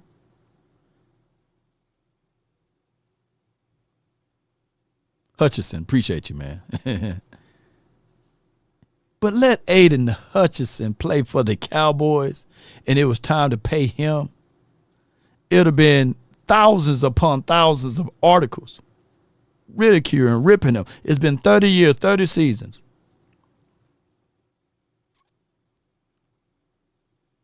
Of no Super Bowl. Can Aiden Hutchinson stand tall now? They haven't sniffed, if Aiden Hutchinson played for the Cowboys, they haven't sniffed the NFC championship game. Will he be the difference maker? Can he be the second coming of Charles Haley? Can he defeat DeMarcus Ware numbers? All of those added unknown pressures. Is he even better than Greg Ellis at this point? People be bringing up all of those things. But this guy get a chance to wake up in the morning. Oh, $45 million APY? It was no back and forth. It wasn't look. Nobody even know what the owner sounds or look like up there in Detroit. Now, Detroit never won a championship ring.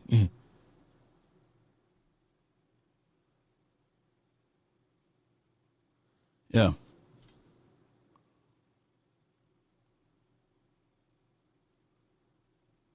Let me get Texas Wolf on right quick.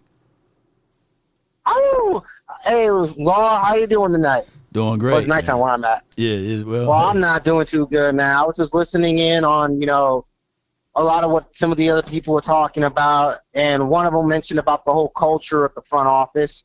And I wonder to myself, Law, and I wonder if other Cowboy fans like yourself wonder this. Do you honestly think, now I want to wish this on nobody, but let's say Jerry and Steven do pass on to the next life, and this team is inherited by Jerry Jr., and he does the opposite of his father. He hires a GM. He hires a president. He hires people to, manage the things that all 31 other teams do.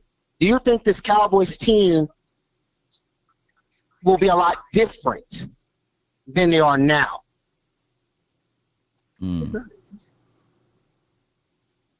because the reason I only say Jerry Jr., because he's kind of like the forgotten one within the Jerry Jones hierarchy. Most of the attention is on Jerry himself, Steven, and his daughter Charlotte. People rarely think about Jerry Jr., and that's what makes me think in the back of my mind, like, he could be a dark horse owner for this Cowboys team because he's younger. He's not as thought about compared to the rest of the Joneses.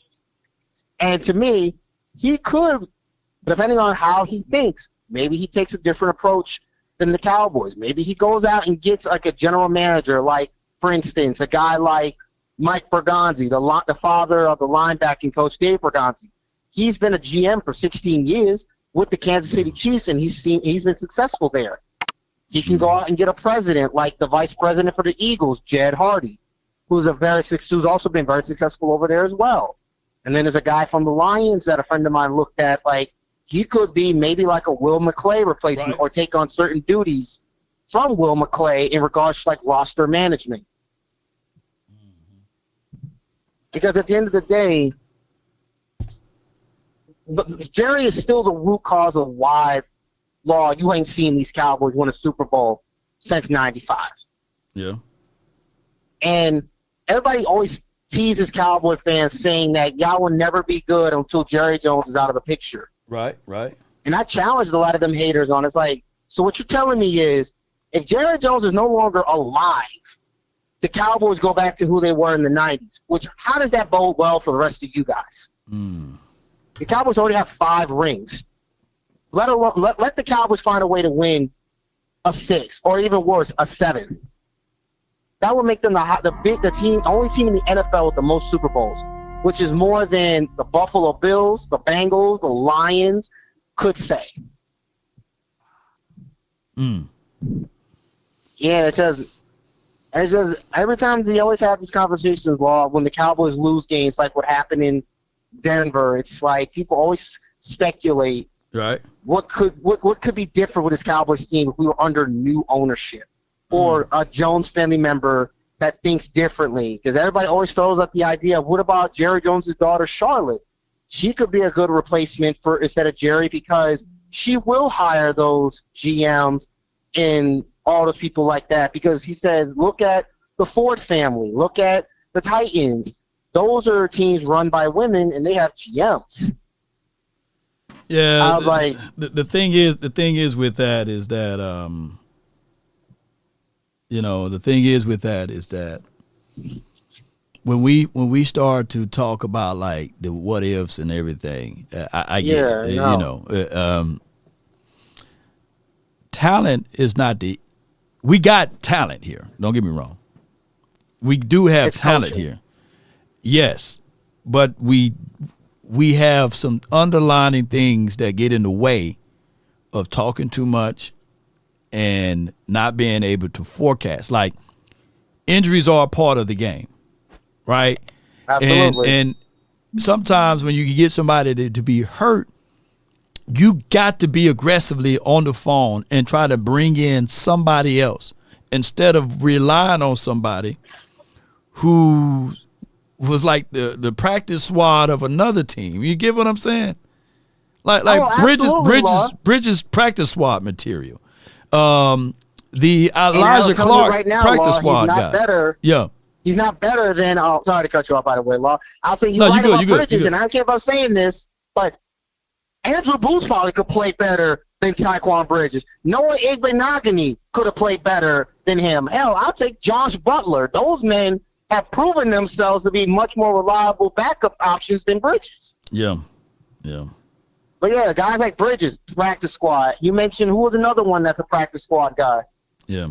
Yeah. Yeah. I mean, Elijah Clark, all of these guys, like these guys are not studs. These are not starters on other teams, right? These are backups. Nope. These guys are not even first backups. These guys are like your thirds and your fourth string. Right. Could it get cooked even in preseason? So we have a team that have the number one offense, meaning that you should be able to say to yourself, okay, we need the defense to at least be top 20, top 25. We can accept that. But by us not improving from one week to the next and forecasting and being able to see down the stretch is crazy to me. But when you see teams. And that goes back to that things. Go ahead. Sorry, Law. And that goes back to, to add to what you're saying, Law, that goes back to that thing about the culture that your previous man was talking about. And who's instilled this culture of relying on our own guys? Stephen Jones. We like our guys. You know what? Jerry don't say that. Jerry don't say we like our guys. Stephen does.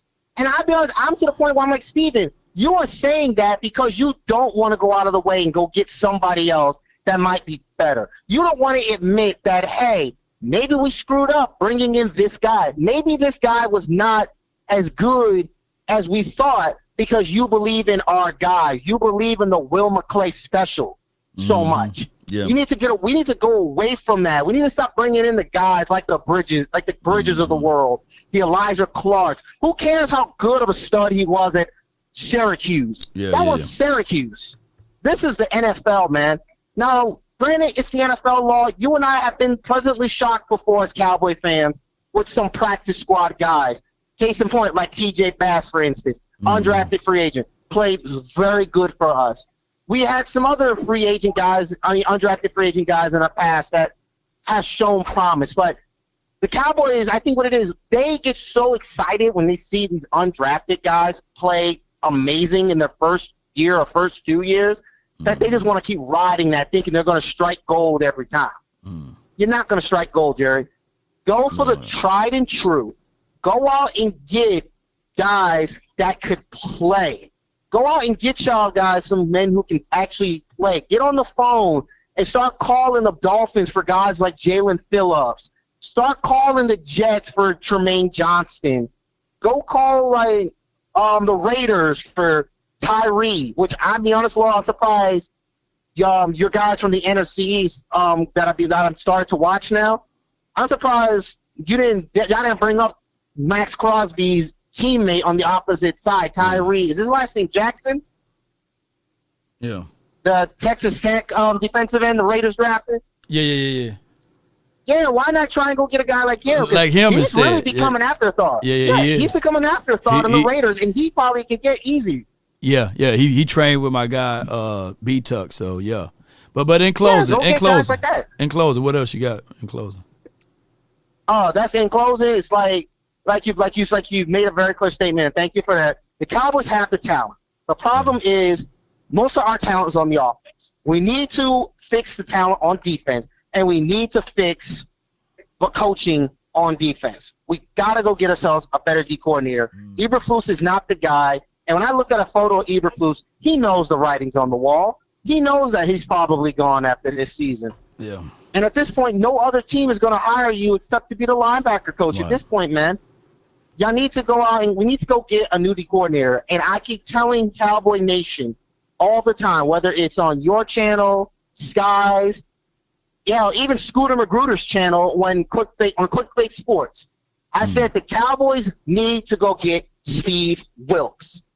Wilks' defenses have been amazing throughout his career, and he's always getting backstabbed.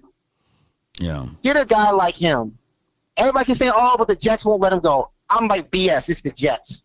No doubt, the man. The Jets have given up all the time. Appreciate you for calling in, Chief. Thank you, man. No problem, man. No doubt. That's Texas Wolf, man, from the 757. All right, let me see what we got here. There's no breaking news, by the way, and I can barely see it, so y'all going to have to work with me on this one. Let me see if I can pull this marathon show up. Appreciate each and every last one of y'all. Hit that like button, share this content. All right, it states here, Dallas Cowboys owner Jerry Jones turned his team into the world's most valuable sports franchise. But when he rides in his helicopter over the rural stretch of East Texas, he says he sees his best investment ever, the making of the major natural gas Provence. I can barely see this. Jerry Jones had poured more than $1 billion into natural gas drilling, Comstock Resources, betting if he can drill some of the hottest, deepest wells in the United States and unleash a torrent of new gas supplies. Comstock says it is set to do just that, and he has trumped a hellish man, I can't even see this little thing. Boy, I'm getting old, y'all. I'm just going to read the little red highlighted thing. Now Jerry Jones says it's payday. There's $100 billion present value with gas out there. The 83-year-old billionaire says in an interview, that's why I'm talking to you on the telephone rather than trying to fix our defense with the Dallas Cowboys. Oh, that's the breaking news. Yeah, I could have went straight to the point right there. My bad, y'all. My hooked on phonic eyes and shoot small font killing me. I don't blame him, though. Shoot, he said it. He got $100 billion on the table, y'all. $100 billion on the table. That's why he's on the phone talking to them and not trying to fix the Cowboys defense.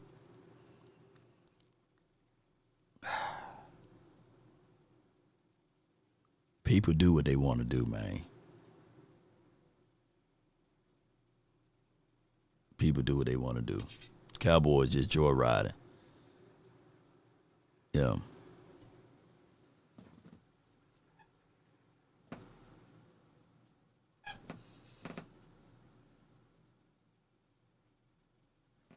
I'm going to let Uncle Charles on if he's still in the queue. Let me look at Uncle Charles. And I miss my Uncle Charles, y'all. So what's up for the 205? Unc, what's good? You live on the nation, man. Talk to me, man. What's up, Law? Not much. Man, how the family? Family good. Family good. Fam good. Good, man. You tell them I said hello, man. We'll do. Yes, sir. Yes, sir. Let me tell y'all, my brothers and sisters, something. I want y'all to understand We just don't wear that Dallas Cowboy logo on our shoulders. We carry it in our hearts. We're just passionate. See, it's not about money with us. It's about we want our team to be a good team. We want our team, for all their hard work, to go out there and win a Super Bowl. Because let me tell you something. There's a lot of guys in the Hall of Fame, and they never won a Super Bowl.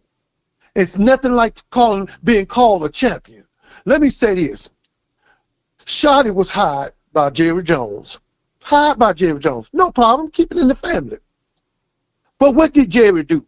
He went out there and hired Eberflus from the Chicago Bears. When he saw that letter saying that this guy could not get along with the players on the team. He saw that Eberflus was ran out of Chicago like a truck with bad fruit on it. And what did he do? He went out and hired him. Now, what he should have did, said, Shotty, you're going to be the head coach. Now, Shotty, you go ahead and pick your staff, your team. And he's supposed to pick him and take him to Jerry, and Jerry's supposed to sign off on it. If he don't sign off on it, that's what the owner's supposed to do. But Jerry, y'all, is still putting his hand on his team. He can't leave it alone. See, it's your ego going to get you messed up. It's your pride. And I don't see a lot of people die with pride. You see, let me tell you something. I'm going to say this. I was over there at Popeye's Chicken, and I looked up on the garbage can, and I seen a big old raccoon. I mean, his ass was bigger than a duplex. but from behind the wall was a dog, and his eyes was all white, and his stomach was dragging the ground. Yeah. He was very hungry, so he could smell the food, and he was almost there until he looked up, and he seen the raccoon, and the raccoon telegraphed him. He said, listen to me. I come by here at 6 o'clock every night when they throw this chicken out. If you bring your ass up here, I'm going to do something brand new to you. And then the dog turned around and walked away with his stomach dragging the ground. That tells me one thing. If the pain of hunger outweigh the pain of getting your ass whooped. See, when you want something, you got to be willing to go through the pain. You got to be willing to go through the trials and tribulations. And I just passed some apartments up here. They call them run-down apartments. I call them run-over. But I noticed there were no windows in the apartments. But I could see inside, and people were sitting at the table eating dinner. And then I looked up, and I seen every unit had a satellite. Tells me one thing, that no matter there ain't no windows in our apartment, we still going to watch the game. How about them Cowboys? And I appreciate you, baby. Shout out to you, man. That's Uncle Charles, man. My man. Whew.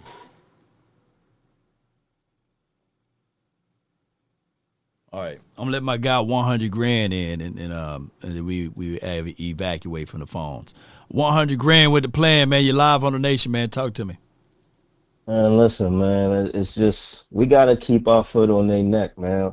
When they win, we can't praise them.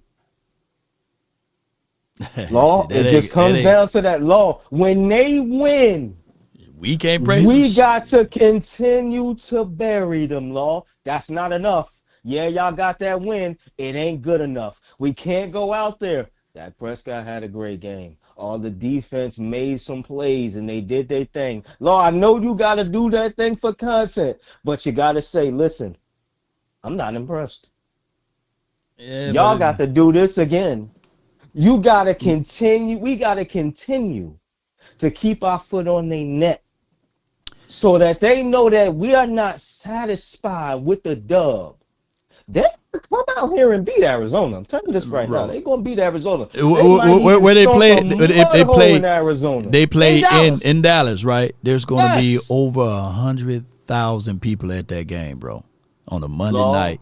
And those 100,000 people, if the Cowboys win by 1 point or by 100 points, them people are gonna be excited. You've been to the game. You've been out here in Dallas. They're gonna be excited. They ain't gonna hold back. I ain't been out there yet. You know what I mean? Okay. I was at the Jet game. I went to the Jet game. Oh, okay. We was excited when we beat the Jets. I'm like, when we Cowboys, and we were screaming that. Remember, we were screaming Dak MVP, and he said, "I hear it, but I don't hear it." Remember that? That was the game.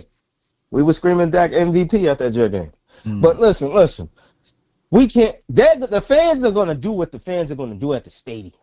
Yeah. But during the week, law, those tweets, law, those videos, law, Cowboys Twitter, Cowboys Instagram, it needs to be hashtag that's not enough.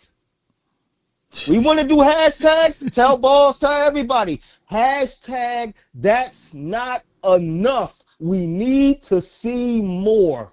I need that to trend even in a Dallas Cowboys win. Yeah. And that's going to show them like, oh, shit. Even when we are winning, the fans are not satisfied. Yeah. Shoot, that's what needs to happen. Bro, you beat Arizona. The headline's going to be, finally, the Cowboys defeat Tiny Murray, who's 9-0, who was 9-0 in Dallas. I get what the paper going to do. They going to say that. I get that. Yes, the paper is going to say that. But when Cowboys Twitter speaks, they listen. Who you think going to be able to take a dump on that to get the Joneses' attention? Me? Law, if we make that trend, the paper gonna be like, boy. I mean, it's the era. If we call into the radio stations, that's not enough. We don't care. If the overall theme be we don't care, they're gonna talk about it. Boy, the Cowboys beat Arizona, and Cowboys Nation don't care. Of course, because it's going to already. It's not. It's because the Arizona Cardinals are 2-5. So if we beat the Arizona Cardinals, that's what we're supposed to be able to do. To beat the 2-5. Cowboys fans are going to praise them. They're going to put for beating the 2-5 team and all this and that. Law, we did it with the Jets.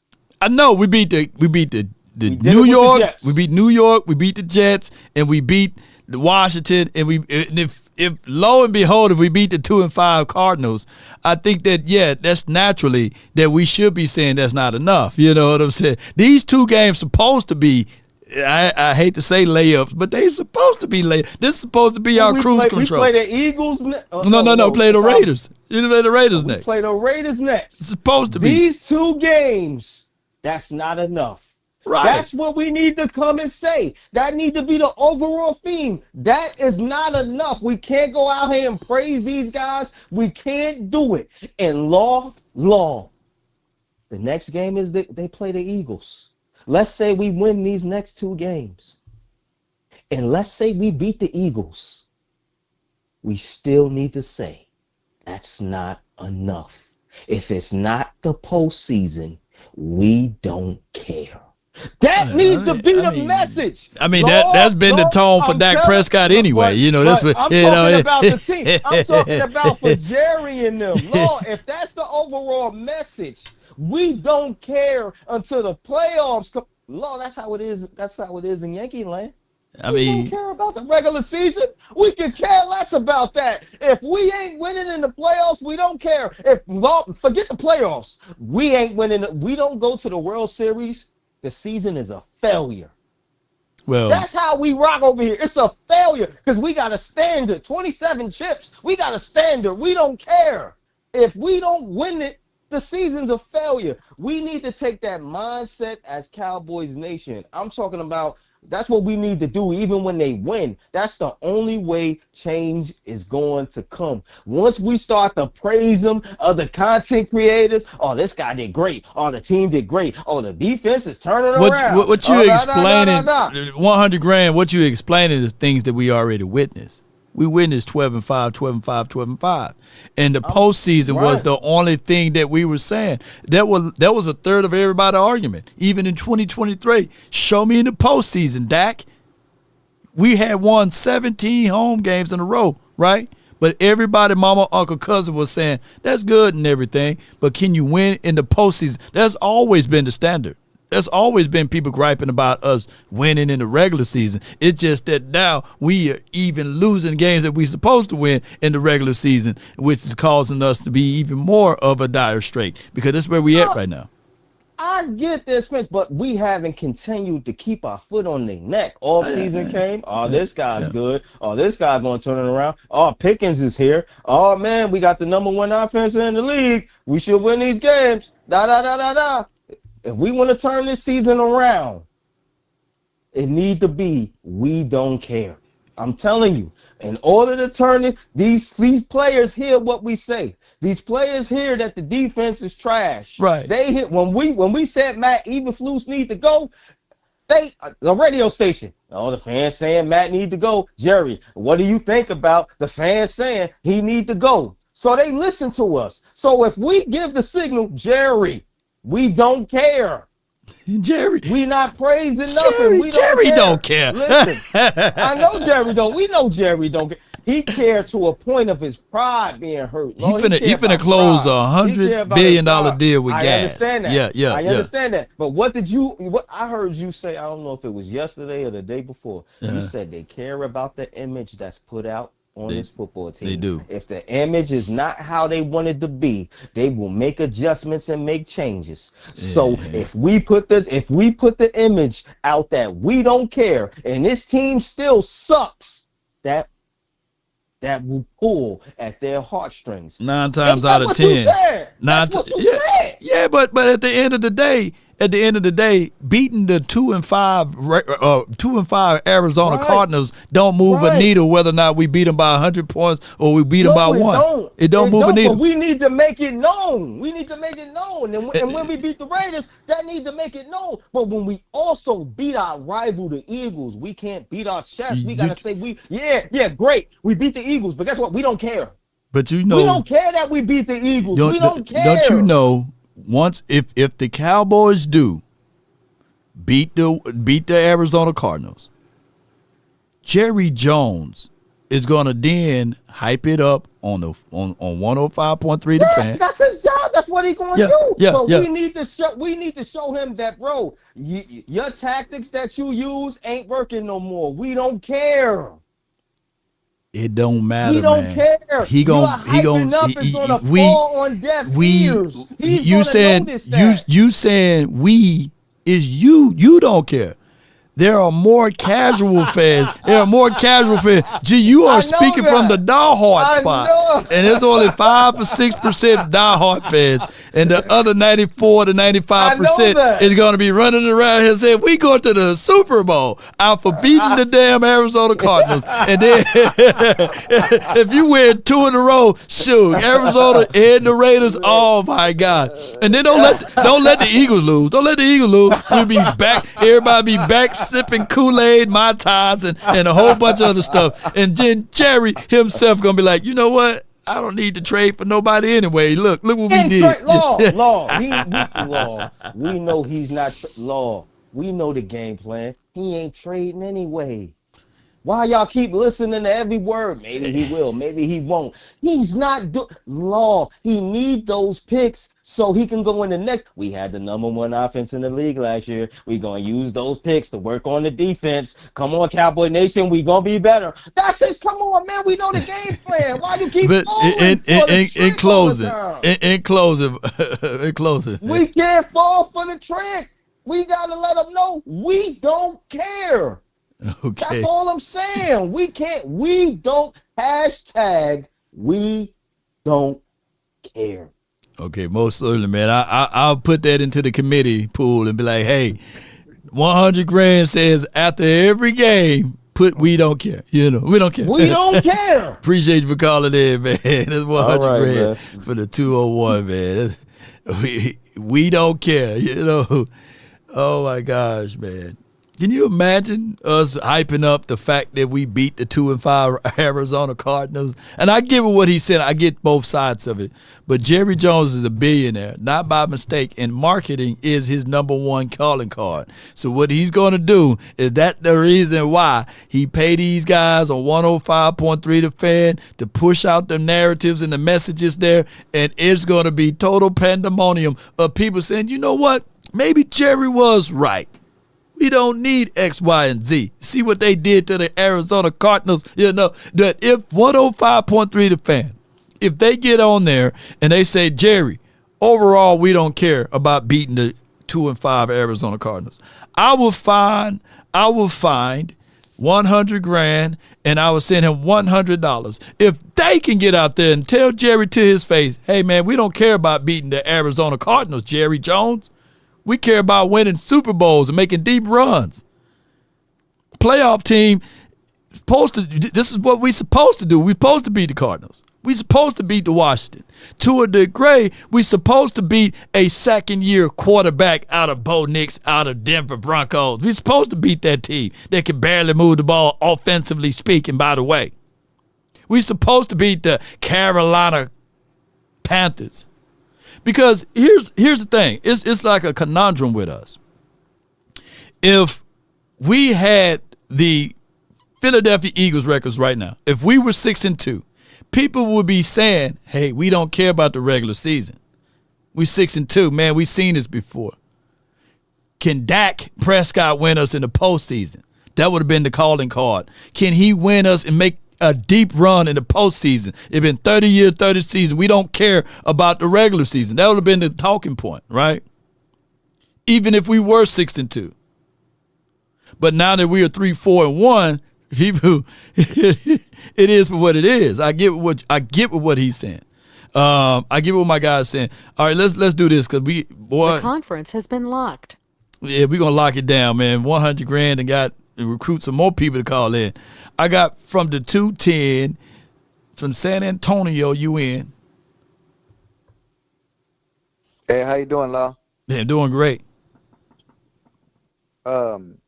Man, I'm just pretty upset right now. You know, I've been a fan since Danny White was the quarterback. My dad sat me down in front of the TV. I was a little boy. You know, I'm 44 years old now. And I've been following the Cowboys, like I said, since Danny White was our quarterback. Herschel Walker was the running back before the big trade and all that. And I remember when we had Quincy Carter and the offense was the problem. We couldn't score any points. We had a horrible offense, and we were 5-11 like 10 seasons straight. You know, I'm exaggerating, you know, but we had a good defense. You know, we had Dak Gwynn and we had a pretty solid defense. But, you know, just seeing this defense being as bad as it is, I've never seen a defense this bad wearing the star on the helmet. And it's like, I'll never give up. I'll always be a fan for the rest of my life. But I'm at the point where I'm embarrassed to wear a Dallas Cowboys cap. I'm embarrassed to wear my jersey. It's like, it's just pretty embarrassing what's going on right now with the team, you know? Yeah, I mean, you can't help the family that you grew up in, right? So that's the name that you carry, Cowboys. Sure. And wear it with a badge of honor. Wear it with pride, right? Is all I can say is with here. Sir. You got to look at it from that angle. Don't fall into the traps of like disowning what you care about, right? And I'm not saying to rant your clothes and say okay, because by you saying that you was a fan of this team when Danny White was here, that means you was a fan of this team before Jerry bought the team, right? So this country is in all type of different shapes right now. I'm not finna disown the United States because of the country's being ran a different way. I'm still, born in the USA. You know, I'm still an American. You know what I'm saying over here. Sure. So that's how I look at it. I'm not finna disown my country because of how it's been ran, but I can identify some of the issues that's going on, and that's the same thing with the Cowboys. We identify the issues that's going on. We talk about them. We come up with solutions and talking points to try to correct it. But so far, the Cowboys just talk with no results. And that's where we're at, bro. Right. And that's what I wanted to bring up right quick before I hang up. Like, there's Bradley Chubb out there. You know, we can give out some late-round draft picks, maybe a third and a fourth. You know, there's Gilmore still out there, I think. I mean, you know, he'd help stop the nosebleed a little bit. You know, and when's Josh Butler going to come back? He was playing good before his injury, you know. And then, you know, as you mentioned, and as a bunch of people have mentioned about the defensive tackle from the Titans, you know, I mean, shoot, just go on and get him, you know. Go ahead and get him, man. But hey, man, I got to dip, man. I appreciate you for calling in, fam. Appreciate you. Yes, sir. All right. Yes, indeed. Yes, indeed. I got a dip, y'all. I got Goodbye. The other people that was in the phone queues, man. I'll get back to y'all on another day. Overall, man, Cowboy Nation, let's just continue to figure out creative ways to stand tall and not at all. This team is a marketing team. They use probably the money and the resources from this team to leverage and get more and more money for the things that they ultimately want to do. But this is a hobby for them. I don't see that this is a finite thing that they ultimately care about far as the WIN. This is a byproduct. Now, the teams that we have facing off in the next few games, we have the Arizona Cardinals. The day before, I believe, the trade deadline is November the 4th, from what you guys were explaining to me. Jerry Jones is speaking with Stephen A. Smith on that day, so maybe they do something that day, or the day before. Hopefully, we'll figure out something. We got a bye week, and then we have the Vegas, and then we have Philly, Kansas City, Detroit, Minnesota, Los Angeles, Washington, and New York. This stretch of games right here is by far one of the most difficult stretches, and we are already in the heavy high waters right now of being 3-4-1. So if we are able to beat the Arizona Cardinals and the Vegas Raiders, you see, we will be at that point 5-4. And then ultimately, every game is a must-win game, but all the way down the stretch, you would hope to figure out a way to beat Philly and become 6-4, 7-4 if you beat Kansas City, and then 8-4 if you beat Detroit. 8-4-1. I got that 1 in there somewhere. But in actuality, these teams are circling their calendar and can't wait to play against the Cowboys. Why? Because they know that it will be time for their homecoming type of situation. Their quarterbacks is like licking their chops and saying, if Bo Nix was able to do that, oh, man, if Sierra Husband was able to put up those numbers, man, oh, my gosh, man, give me that chance and opportunity. Watch what I'm going to do with it. Sierra Husband, not even, is he still in the league? Is he back up somewhere? He's not even playing anymore. They benched him the very next week. I forgot his name, tip of my tongue. Y'all get what I'm trying to say. So they circle the calendars, man, when it's time for us to play them. They know, mama, I'm going to be on TV. Pookie and Ray Ray, turn on the TV. It's about to get medieval. We playing up against the 32nd ranked defense. We just going to be giving it out. You know what I'm saying? They're going to be throwing that wham in a circle. You know what I'm saying? Shoot. We the wham in the circle games. And the offense must be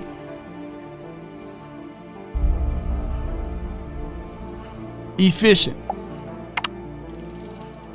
We can't have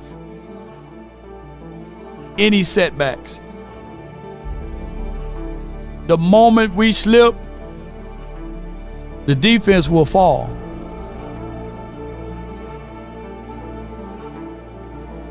The moment we stop, the opposing team offense will go.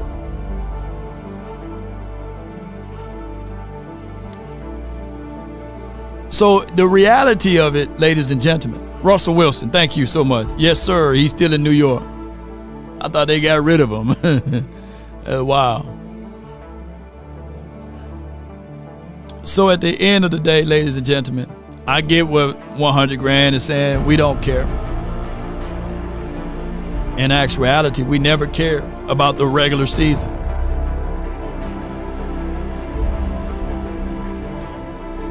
We care about the postseason.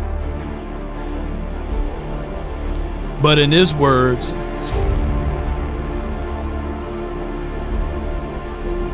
playoffs, what they do say, playoffs, this shit. We better be talking about trading for players and figuring out what to do with the money that we got.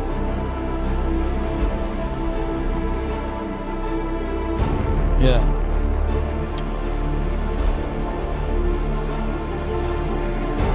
But we going to roll credits, man. I appreciate each and every last one of you all. Jim Rowan once said, when the end time come for me, let it find me conquering a new mountain, not sliding down an old one. Well, hopefully we'll slide down a new mountain in this game with new results.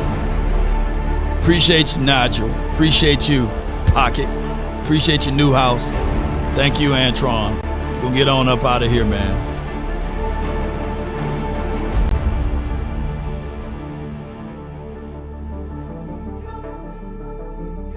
Roll those credits for your boy.